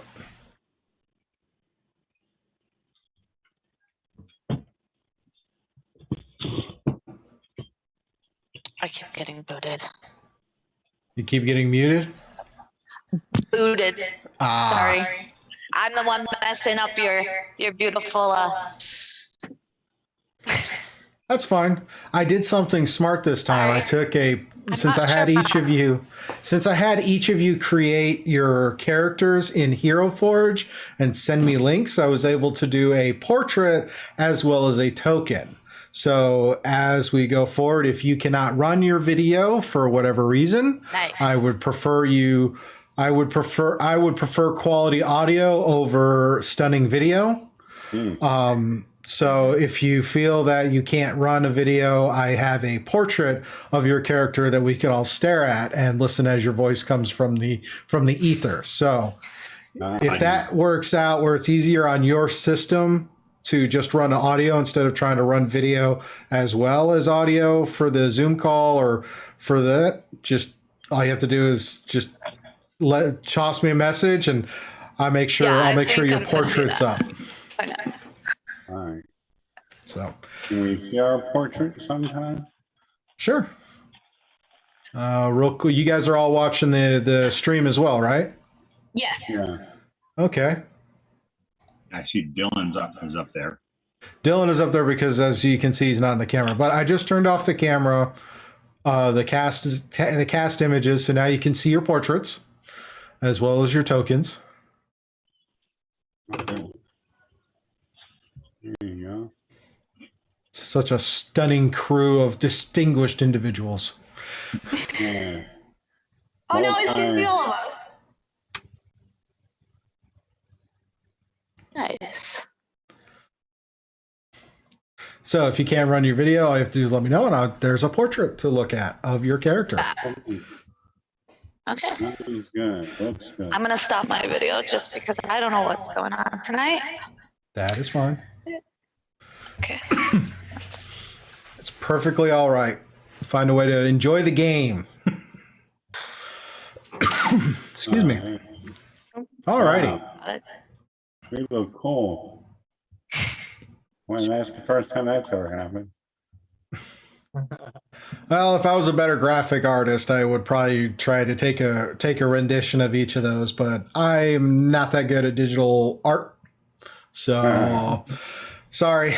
All the credit goes to Hero Forge for their palettes and the creativity of the players for taking those palettes and putting them together. If you want to design your own for giggles or to make actual miniatures, go check out heroforge.com for that stuff. It's a lot of fun.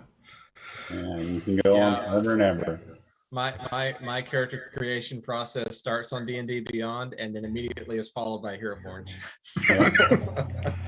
And if you guys have noticed in D&D Beyond, with the exception of Terry, because I didn't have to, I set your character profiles on your D&D Beyond sheets to be the tokens from Hero Forge. Yeah. So, Ah. in case I ever do spiffy card call-outs while we're talking, so you can see the stats of the characters as they evolve, but that takes a little more work than I've been able to put together. So it's still on the workbench as something I'd like to do. Okay. But yeah, Somehow this you is know all of our secrets, DM. Hmm? Somehow you know all of our secrets. Yeah. I know nothing. I know nothing, but that's the point of this. We're kind of behind the scenes, kind of going with the flow as we get all this stuff worked out. So, any questions, thoughts, comments on how the things are going on the first one? I know many of you played games with me before, but this is still a kind of still kind of a way to kind of ask any of these things to make sure we're having a good back and forth. I know we kind of flipped into role play, out of role play a couple of times in the first half. So No, it's been good. nice. I'm excited to see how many times I get lost and lead people astray. So the good news is my character is super good at survival. Mine too. Fine. Wait, what's your plus on survival? I'm just wondering. plus 8. Oh, okay, I only have a +5. Well, it's a skill for me that I have what's it called? Expert. My brain is blanking on it. What it's called when you can double your proficiency bonus. You have Expertise. Here we go. Yeah, expertise in it. Okay, I'm just normal proficient. Yeah. Still, though, +5 is nothing to sneeze at. Yeah, no, that's really good. Yeah, especially at first level. Yeah. sitting there me looking and at you some. gotta keep the bunnies safe from getting lost. That's all. So, player knowledge, just for you guys, because this is hilarious. Terry has no sense of north, has no idea. He's constantly getting lost. He also has the boots of false track and a stealth modifier of +6. You get lost and never find him So if again. he gets lost, he's really going to get lost. Yeah. Can I just tie a rope around his neck right now? I came We need to get Terry a leash. Oh, That's what I that said, tie a rope comment around his has neck. come back to haunt you now, hasn't it? It is. It is. I came super close to taking those as my magic item. I took obviously I took the instrument. I took my, that magical instrument, whatever. So Yeah.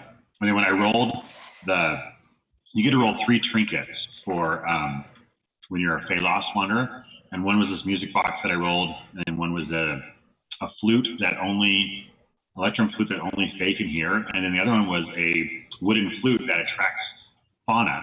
And so the combination, I thought that's just perfect, because I already had picked the musical instrument already anyway. So I thought it was awesome. So this is the instrument of illusions, whatever. So, but I took that over the boots. That's awesome. I love it. You're gonna get lost. We're never gonna find you. It's gonna be great. No, but I I'll play was. my flute, and you're fauna, so you'll be attracted to my flute. That's what it's good. There you go. Yeah, maybe not, but no, I was Yeah. thinking about Gwen's comment about tie a rope around Terry so he doesn't get lost. I'm sorry, I forgot about that. They have a baby, those things that they put the children in, the harnesses, and they leave them around. Yeah. no, but this is a callback. That's a callback to that's a callback to Challenge Accepted with Pearl constantly wanting to run off. His character was like, I'm going to tie a leash on you so you can't leave. Yeah. And now And it's she still managed to, so. oh man, talk about karma on that comment. The thing is, though, I know that too. I don't know why I said it. Probably deep down inside, I was thinking of that. Oh. Alrighty. So that'll be fun. But here's the thing: my character doesn't care, Terry, because one of my features, that you roll up or whatever, Yeah. or you can pick whatever my personality trait. My ideal was wanderlust. I prefer to take the less traveled path. So I really didn't care that much that you got me lost for an hour. You get to see new things. Enjoy life. Enjoy the outdoors. So that's why I don't mind. I'll take directions from you and just go, let's see what happens. Yeah. I found the best donut shop in town. Yeah, I found the Cavern, and I love drinking, so my character does. So it was great.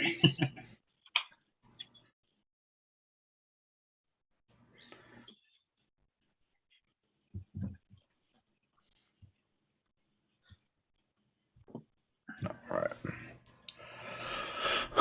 Okay, so coming back into Silkar, into just outside White Plume Tavern.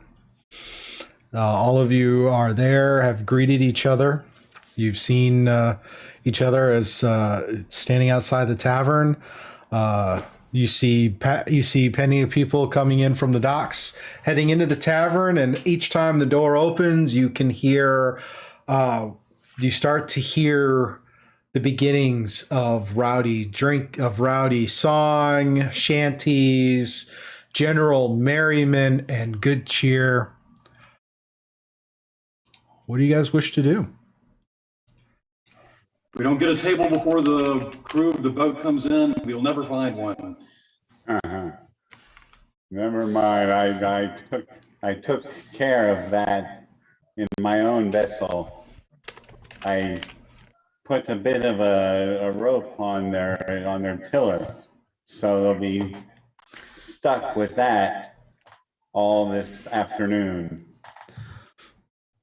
That was rather shady of you. Well, no, nature picks out the strongest to survive. Is there an empty area either at the bar or a table nearby? So as you guys step into the tavern and you start to hear the sounds of merriment and song,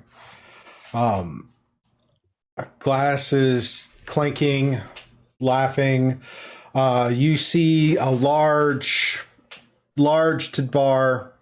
You see a halfling is darting back and forth with a couple of others, grabbing mugs and serving. You're seeing the large great room where there seems to be some people dancing, just kind of just doing kind of line dancing, square dancing out there as they went to the music.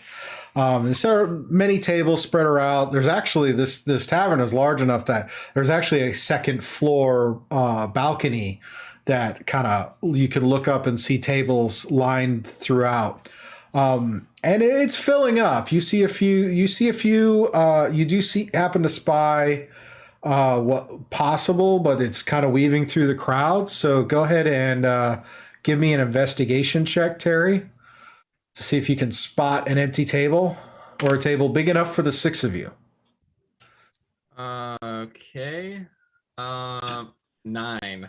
I like how we have the shortest person looking for the table. Yeah, he's like anybody around would see like 2 little ears just darting up, trying to find something. Yeah, is that 4'10", 5'4" with the afro? I mean the ears. It doesn't count the ears; they're a little bit taller. Gwen, please, can you help our furry friend? Say, you can jump really high. It's true. I remember that from when we were kids. If the rest of you would like to spy for a table, go ahead. Each of you roll me investigation checks. And I will just walk around. I'll just go through the list to see the results. No one got a 14. Wait, hold up. There you go. 20, 30, 20. Natural 20. 13. Natural 20 for Nat. Yep. Same here. Natural 23. And then to add investigation, that would be 23. Very impressive. Gwen, how about you? Oh, 13. 13? Mhm. Weird. You couldn't see from underneath all that hair. All right. So, Dylan, you're looking about and you're having a hard time trying to look through, but you do see at first what looks like maybe a couple of empty tables, but then people are starting to sit to them. Felonia and Tokar, you're able to kind of get a vector on an empty table, and you start kind of leading everybody to pull toward. Gwen, you don't see any tables, but you see the rest of the party kind of moving in that direction, so you kind of follow with. Nat, as you see the empty table as well, and as you're going and you're kind of scanning through, you notice that at another table that has several open seats, you see a pair of women sitting, and you look, you turn and you look, and you see it appears to be a pair of twins. They have twin women in there. They appear to be in their mid 30s. They're dressed in kind of a fairly kind of flashy, kind of colorful garb. You know that's probably Vistani, a Vistani style dress that they're wearing as they're kind of sitting, and both of them are looking right at you as you notice them. But you see the rest of the group heading toward a table in kind of another direction. But as you see the two of them, you notice that there are 6 chairs available at their table, and nobody is attempting to sit at the table with them.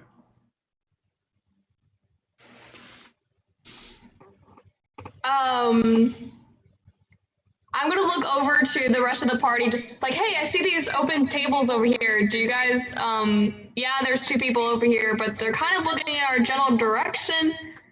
Do you guys want to go sit over there, or? I mean, it's up to you guys. Can I look at that too and see what's going You look over as she points to it. You see the twins sitting there, kind of staring at the group. They appear to be looking at Nat and Gwen specifically, and they kind of take in the rest of the group. But you don't. That's all you can tell from they're kind of watching the two of them. Like they recognize the two of them, and then they see the rest of y'all, and and you see that. Yep, there are six open spots at the table they're sitting at.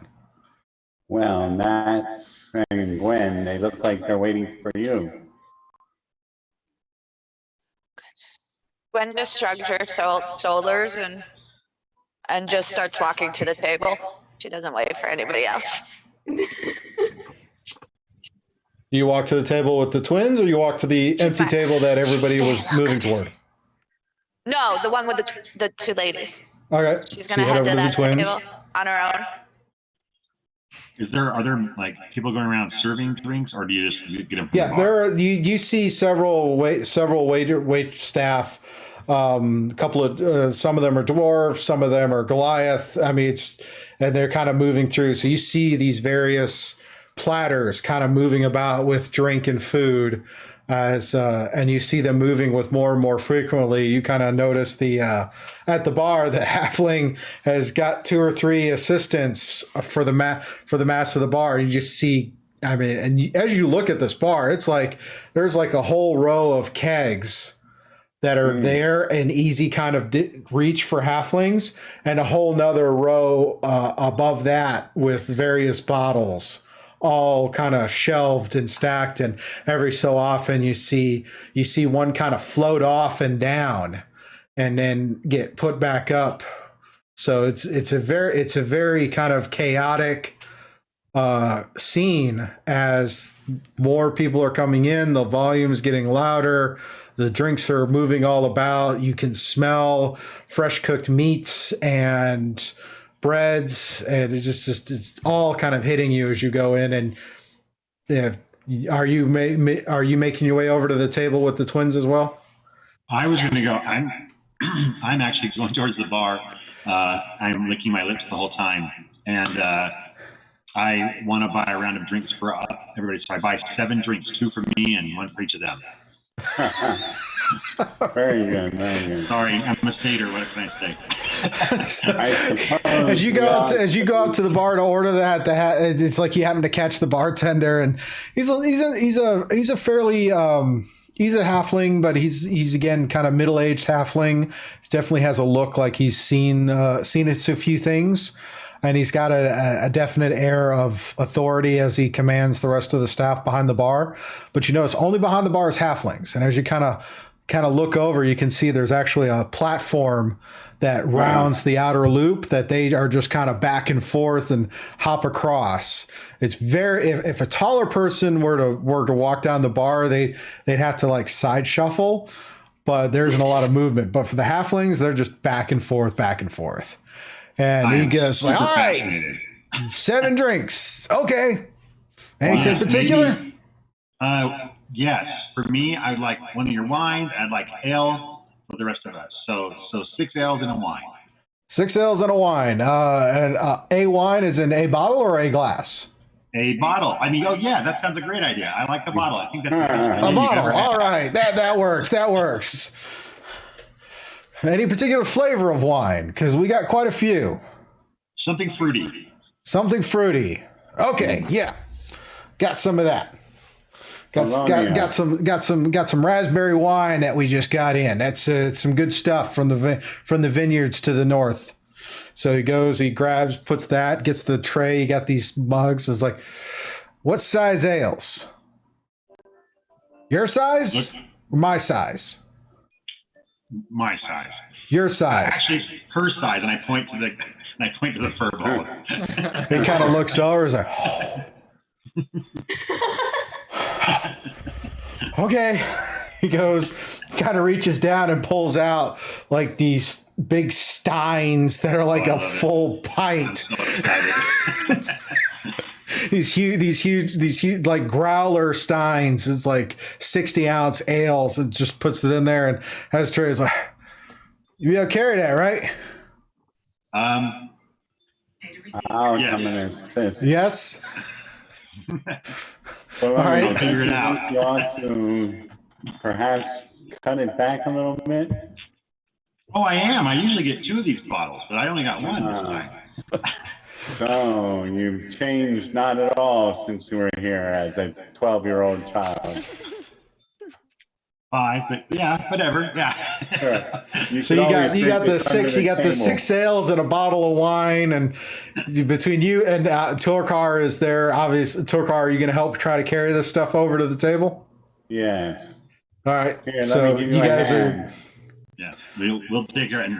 And I just sit at the table and start drinking and stuff so that they can talk to the twins. So you guys are coming over to the table, pass out the drinks around. Terry and Dylan, were you guys heading over to the table with the twins as well? Yeah, I'd be heading over to the table and finding the first open seat that I can find. All right. So you guys go. As you guys kind of take your come up. The girl, the sisters kind of nod and to the table to and extend the invite to sit at the table. So as you guys are getting seated, Felonia and Tolkar arrive with these big huge steins passing around to all of you, and Felonia's just got the bottle of wine. And a stein. Don't forget I have both. Oh yeah, okay. So yeah, you've got there, and it's like sitting. I mean, Gwen grabs the stein. It's like purposely proportioned for her grip. She can lift it by the handle, no problem. Any of you guys are a little bit smaller, you kind of have to, like Pippin in the first one. It's both hands kind of holding it. It's like, That's right. They come in fun. I'll ask people around. So, does anyone want some of this lovely ale? I'll turn to the ladies. Ladies, can we interest you in an ale? And I'll smile my big, pointy teeth smile. I'll try one. Why not? All right, very good. And we shouldn't be drinking without some decoration. I tap my staff on the table where there's a little bit of dirt, and all of a sudden a flowering plant grows right there. And actually, it's actually a wood floor in the tavern. It's a it's a solid wood floor. So as you do that, you actually through some of the cracks, you do see a few flowers kind of grow up and around. Now we are appropriately dressed.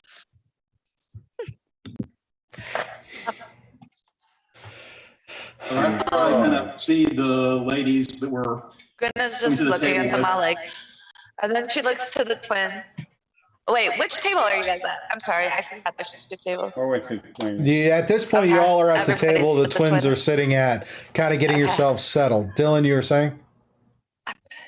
So as I notice their garb and everything and kind of figure out who they might be, then I give them some thieves' cant signs to say hello and how's business. See if they notice. The sisters kind of see it, and they kind of both in a way tilt their heads to one side and smile, and then in a way the one starts talking and saying, "Oh, business is good as always," and the other one finishes the sentence. So you kind of get this in sync kind of conversation, where whatever sentence one starts, the other one finishes, or they'll hopscotch in between words as they talk. And it's a little disconcerting if you've never for first time meeting them. But the fact that they do this, it would be you would recognize as, okay, they've been here before. So it's always a little off-putting the first time you hear it, but afterwards that's these two. That's what makes these two so identifiable. is is the fact that they're virtually identical twins. They have this kind of dark golden hair, and their skin looks absolutely flawless. It looks a little odd. Their appearances, they're mostly kind of you can't tell if they're elf or human or a half elf. It's a little hard to tell the distance, but the color is good. The tone, the facial tone, the hair color, the build is very solid. It looks like and as they kind of hold themselves, like, and as I said, it's like business has been good. We recently were out west, out to the west. There was some goings-ons, but now we're making our way through the town again. How about you? Has business been good for you? Oh, it's been quite good, although I think I might be doing some traveling here soon as well. Traveling is always good. Yeah. Always good.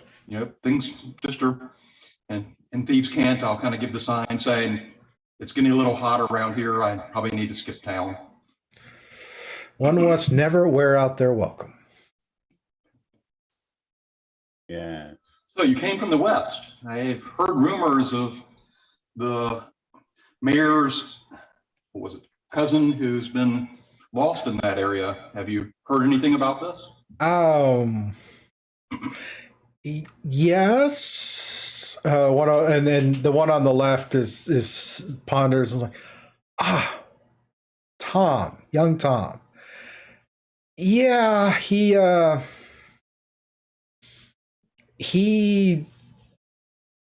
had a run-in with some adventurers, and apparently his bosses weren't too happy with him.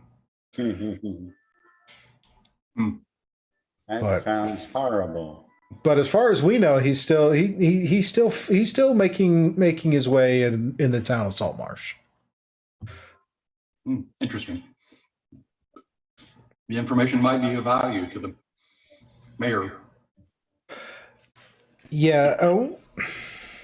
The one on the opposite one goes, yeah, I'm pretty sure Graham would like to know what's up with his cousin.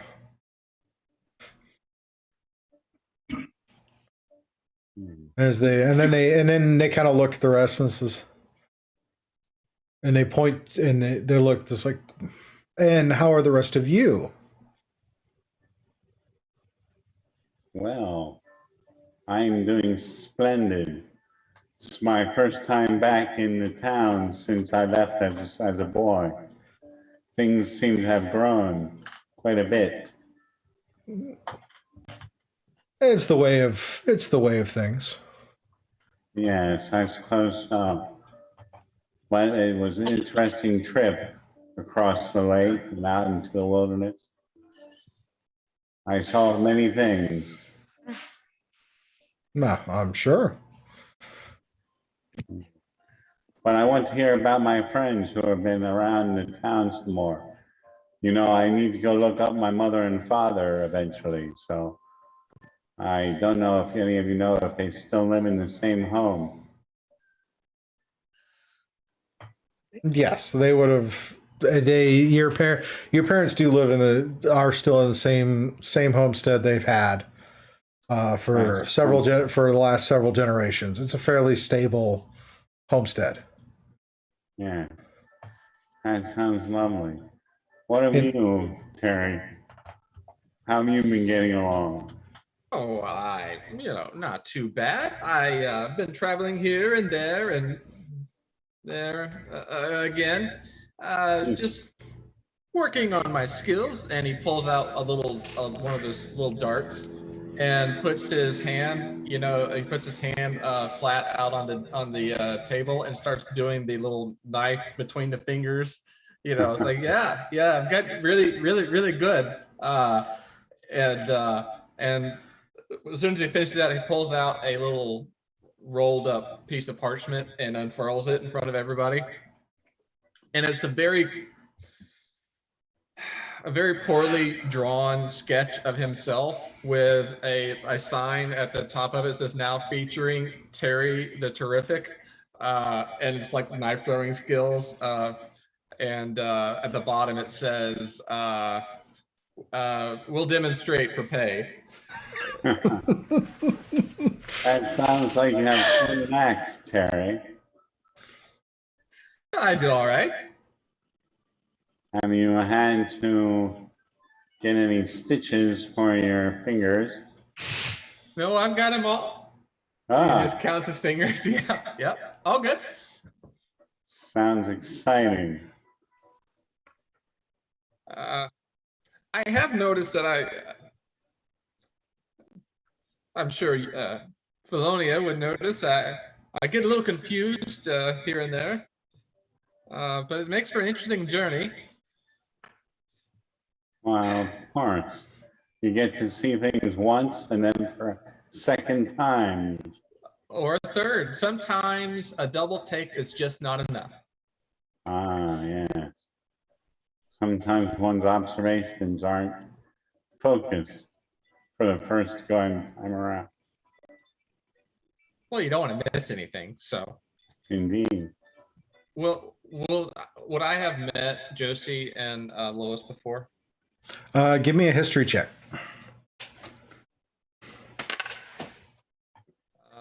Probably not with a 9.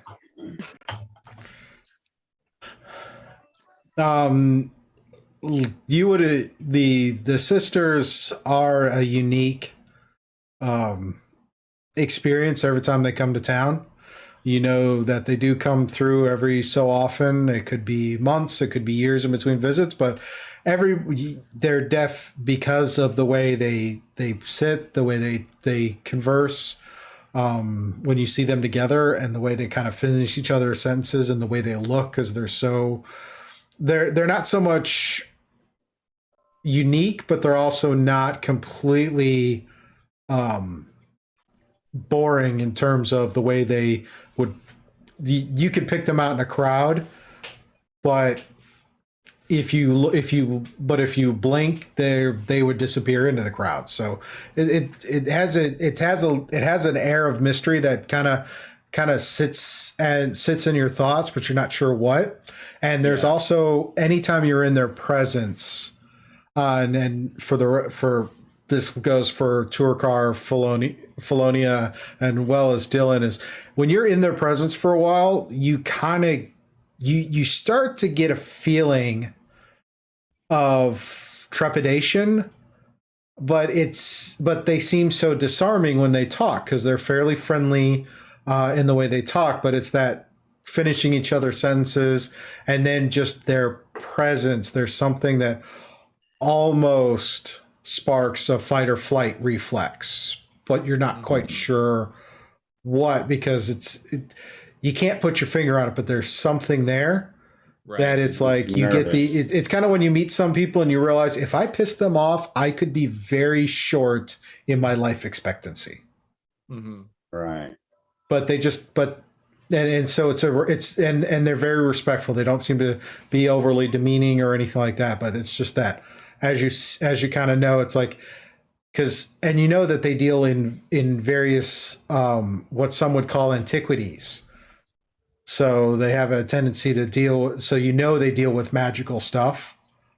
So that's always it's always an interesting thing, because a lot of magical items are around because of what happened in the past. It's the fact that they deal in magical items. You know that there's probably some things you don't want to know, but you're really curious to find out. Right. Yeah, but as for Nat and Gwen, Nezabeth had given you a rough description of the twins and told you their names and told you what they look like and whatnot. So as you're sitting there looking at them, you realize these are the two people that Nezabeth told you to meet up with. And while they converse with the other 4 members at the table, they seem to be keeping their attention on the two of you. Gwen is just listening to the conversations, and once they're done, she'll just pipe in, "Hi, does everybody in this town know Say that again. each other? I'm not, you talk as if you've known each other forever." And she looks at the ladies, "Except I'm new to town. What's your name?" And I shake the closest twin's hand and look at her. Kind of She smiles and accepts it and kind of and shakes your hand. It's like, I'm Lois, and this is my sister. And the name just immediately dropped out of my head after I was saying it. Josie. Josie and Lois, and it's like, we've been expecting you. So she shakes Lois's hand and she looks at, I've never met such beautiful ladies, let alone twins. Is this common around here? Are you from this town? No, we don't stick around any one place for too long, but we travel, right? And Josie's like, yes, we travel a lot. We tend to go where things get interesting. Well, what brings you to town now? Oh, come. It's things are always interesting in this town at this time of year. This year specifically. Well, yes. But unfortunately, we're not going to be around too long because we do have to meet up with an acquaintance of ours out in the desert. Oh, so dry. Dusty. Why would you go to the desert? Because the desert has many beautiful things. That's Sand? true. Sand, yes, there. I'm sure there is. Dust. Cacti, maybe? It doesn't sound very beautiful to me. Oh, you just have to know where to. You just need to know where to look. I prefer a nice stagnant pool of water over those things. Water has its purposes, but there are many things to find in different places. I know underwater is always good to find certain things, but unfortunately for our time here isn't very long, as we're just as a stopover. As you guys, as the rest of you know, when we stop in, we always stop in for a few days. We have some wares that we might sell to interested parties or collect information for more. But to answer your question, Gwen, no, we are not from this town. We just happen to be passing through, and we decided to make sure we stop so that we can meet up with you and Nat over there. As Josie finishes with "and Nat" and looks and keeping her eyes on the two of you. Well, somebody's lucky today. I'm gonna say to Josie, I was like, yeah, does the name Nezareth? Nezabeth. That one. Yes. Does that name sound familiar? Oh, yes. He gave us a vague description of you guys. Was there something we were supposed to be meeting you guys for? Actually, yes. There is an interesting thing. There's an interesting item that he was asking us to look into, and unfortunately, we don't have the time to look too further. But I believe that you two, as well as these four individuals here, will be most helpful in seeking it out. Wait a minute. It was just Nat and I. We were these four Gentlemen. weren't involved. And she kind of stumbles on her words, but she's like, she doesn't want our group to get bigger. She doesn't want to take care of more people.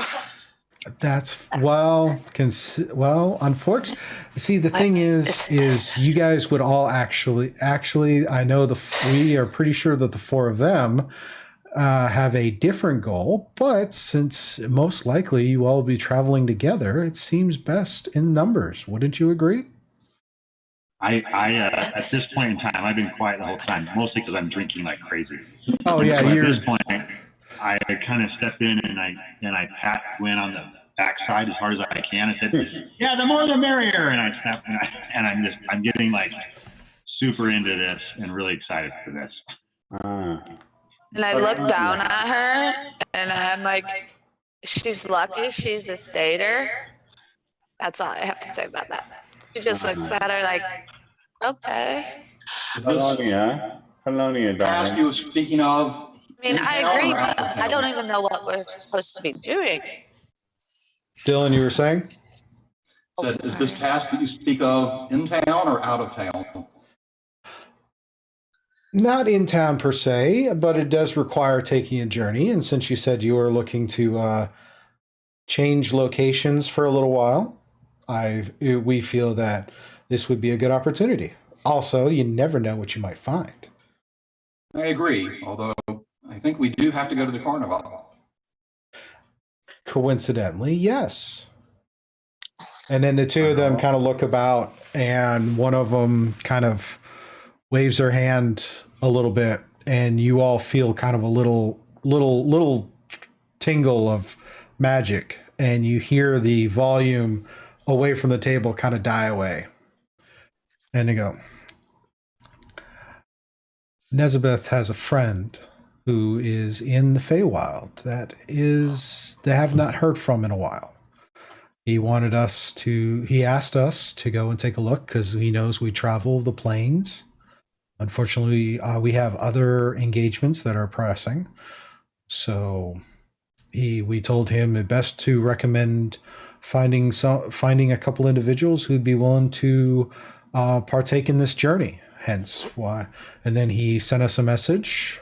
He met a very, very nice young man a number of months ago who gave him some parchments that are good for sending messages.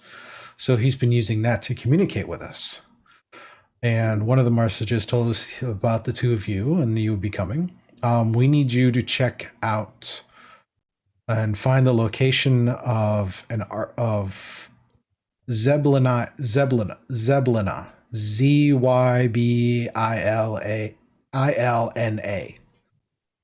She happens to be an archfey who is in the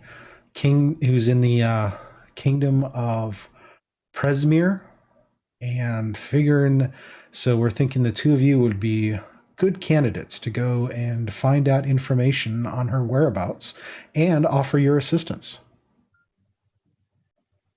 Zybilna. Thank you. And as the two of them look to the rest of you, it's like, and knowing that you four have something you've lost, going to Presmere might be the way to find what you have lost as well. At this point, Terry jumps on top of the table and announces to everyone, "I will lead the party." That's I all take my hand and grab his foot and say, "Now, Terry, calm down. You haven't even drunk that much yet."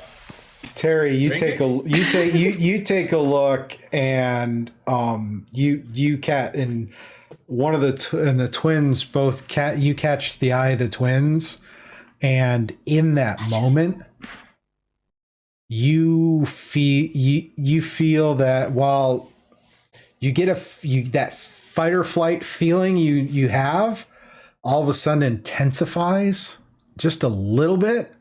Mm-hmm. But you see them both smile, but you're not sure if the smile is humorous or not.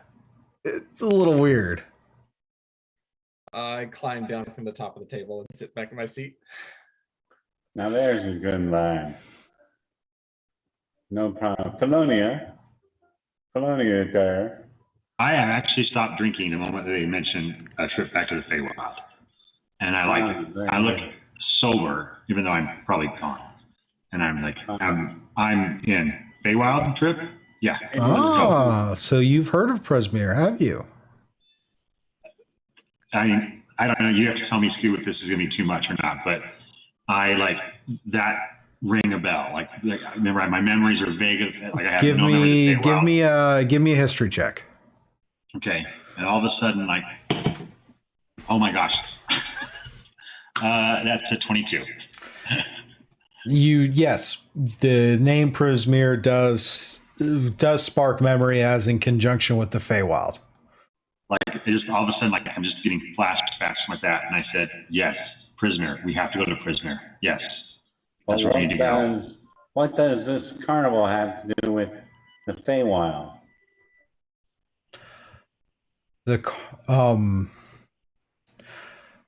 Give the twin Josie kind of arches an eyebrow a little bit. And as you're trying to think about that, let me have another history check for Terry, Felonia, Torkar, and Dylan. Okay, history. History. Mine's a 15. Okay. Dylan 14. Okay. It's been long enough. I've had a nat one. I rolled 2 20s in a row, and then I rolled and you rolled a nat 1. It's awesome. I got Torkar? a nat 20. Okay.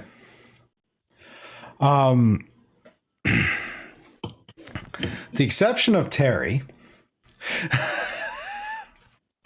the three of you, as you hear Torkar ask the question about the carnival, you hear a vague memory in your heads. The memory is that of a voice, and the voice says, "The carnival goes round and round. The multiverse is our playground. Nothing's free, nothing's lost. Every visit has a cost." I know for a fact that voice is going to start freaking me out. Now, Terry, you see the three of them. 16 years You hear ago. Tokar ask this question, and you think about it, and you can't quite put your finger on it, but there's something that strikes a memory, but you can't picture the memory. The three of them, and you see Torkar just all of a sudden kind of get this look on his face, like he's a little panicked and freaked out just after asking his question. Like he heard you're not quite sure what's going on. What's Dylan and Felonia's reaction to hearing that memory coming back to the forefront as he asks about the carnival and the Feywild? So the question I have, Scoob, is this the same Feywild visitor voice that I've heard always, or is this a different This voice is specifically tied to your memory of when you snuck into the carnival and got caught. Okay, so this isn't like from when I was spirited away. Okay. No, that was a different event. I start like shaking. Actually, I just just feel like I can't even respond very well to anything because I'm just because this was the trauma trigger for what happened after that. So I just start like I'm having a hard time. My character's having a hard time. Dylan, how about you? Very carnival that we went to when we were young. Hang on to a car. Dylan?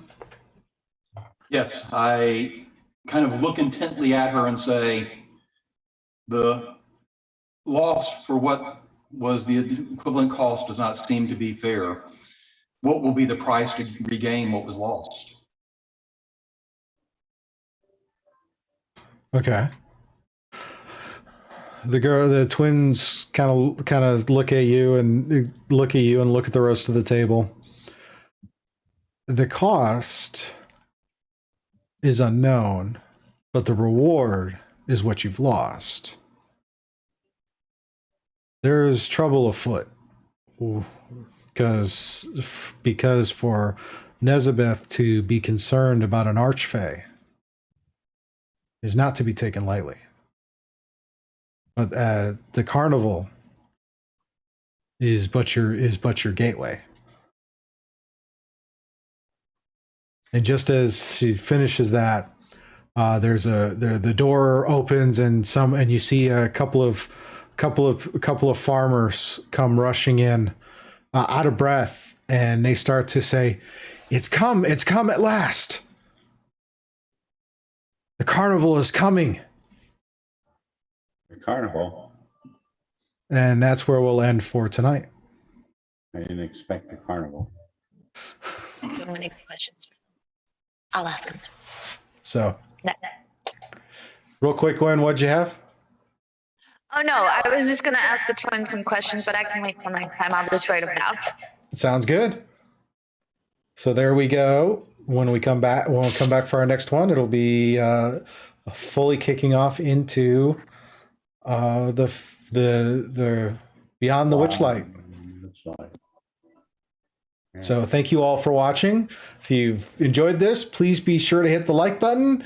If you're new here and whatnot, hit the subscribe and hit the bell notification to be notified when more videos get released.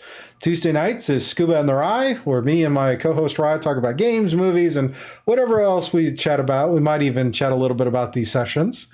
Thank you to all of you in the cast for choosing to play another round of D&D with me. Hopefully this adventure is fun. This was our session 0. This was more to kind of get a feel for everything. How does everybody feel about it? Pretty good? Yeah. We That was feel a like lot we're of fun. I want us to get to it. Such a fun campaign. Not that I'm gonna win. Oh no, that's easy. So, but feeling our characters out, getting a feel for our characters and stuff. Did I answer all the important questions for your characters' motivations for their particular backstory and elements? Yeah. I think so. Okay. Just want to sing. Just want to sing. What's the name of the pub? What was the name of the pub again? White Plume. What? So White Plume. Plume. Cavern. White Plume Tavern. Plume. White Plume Mountain, okay. Yes, like White Plume Mountain. Plume. Like feather. Okay.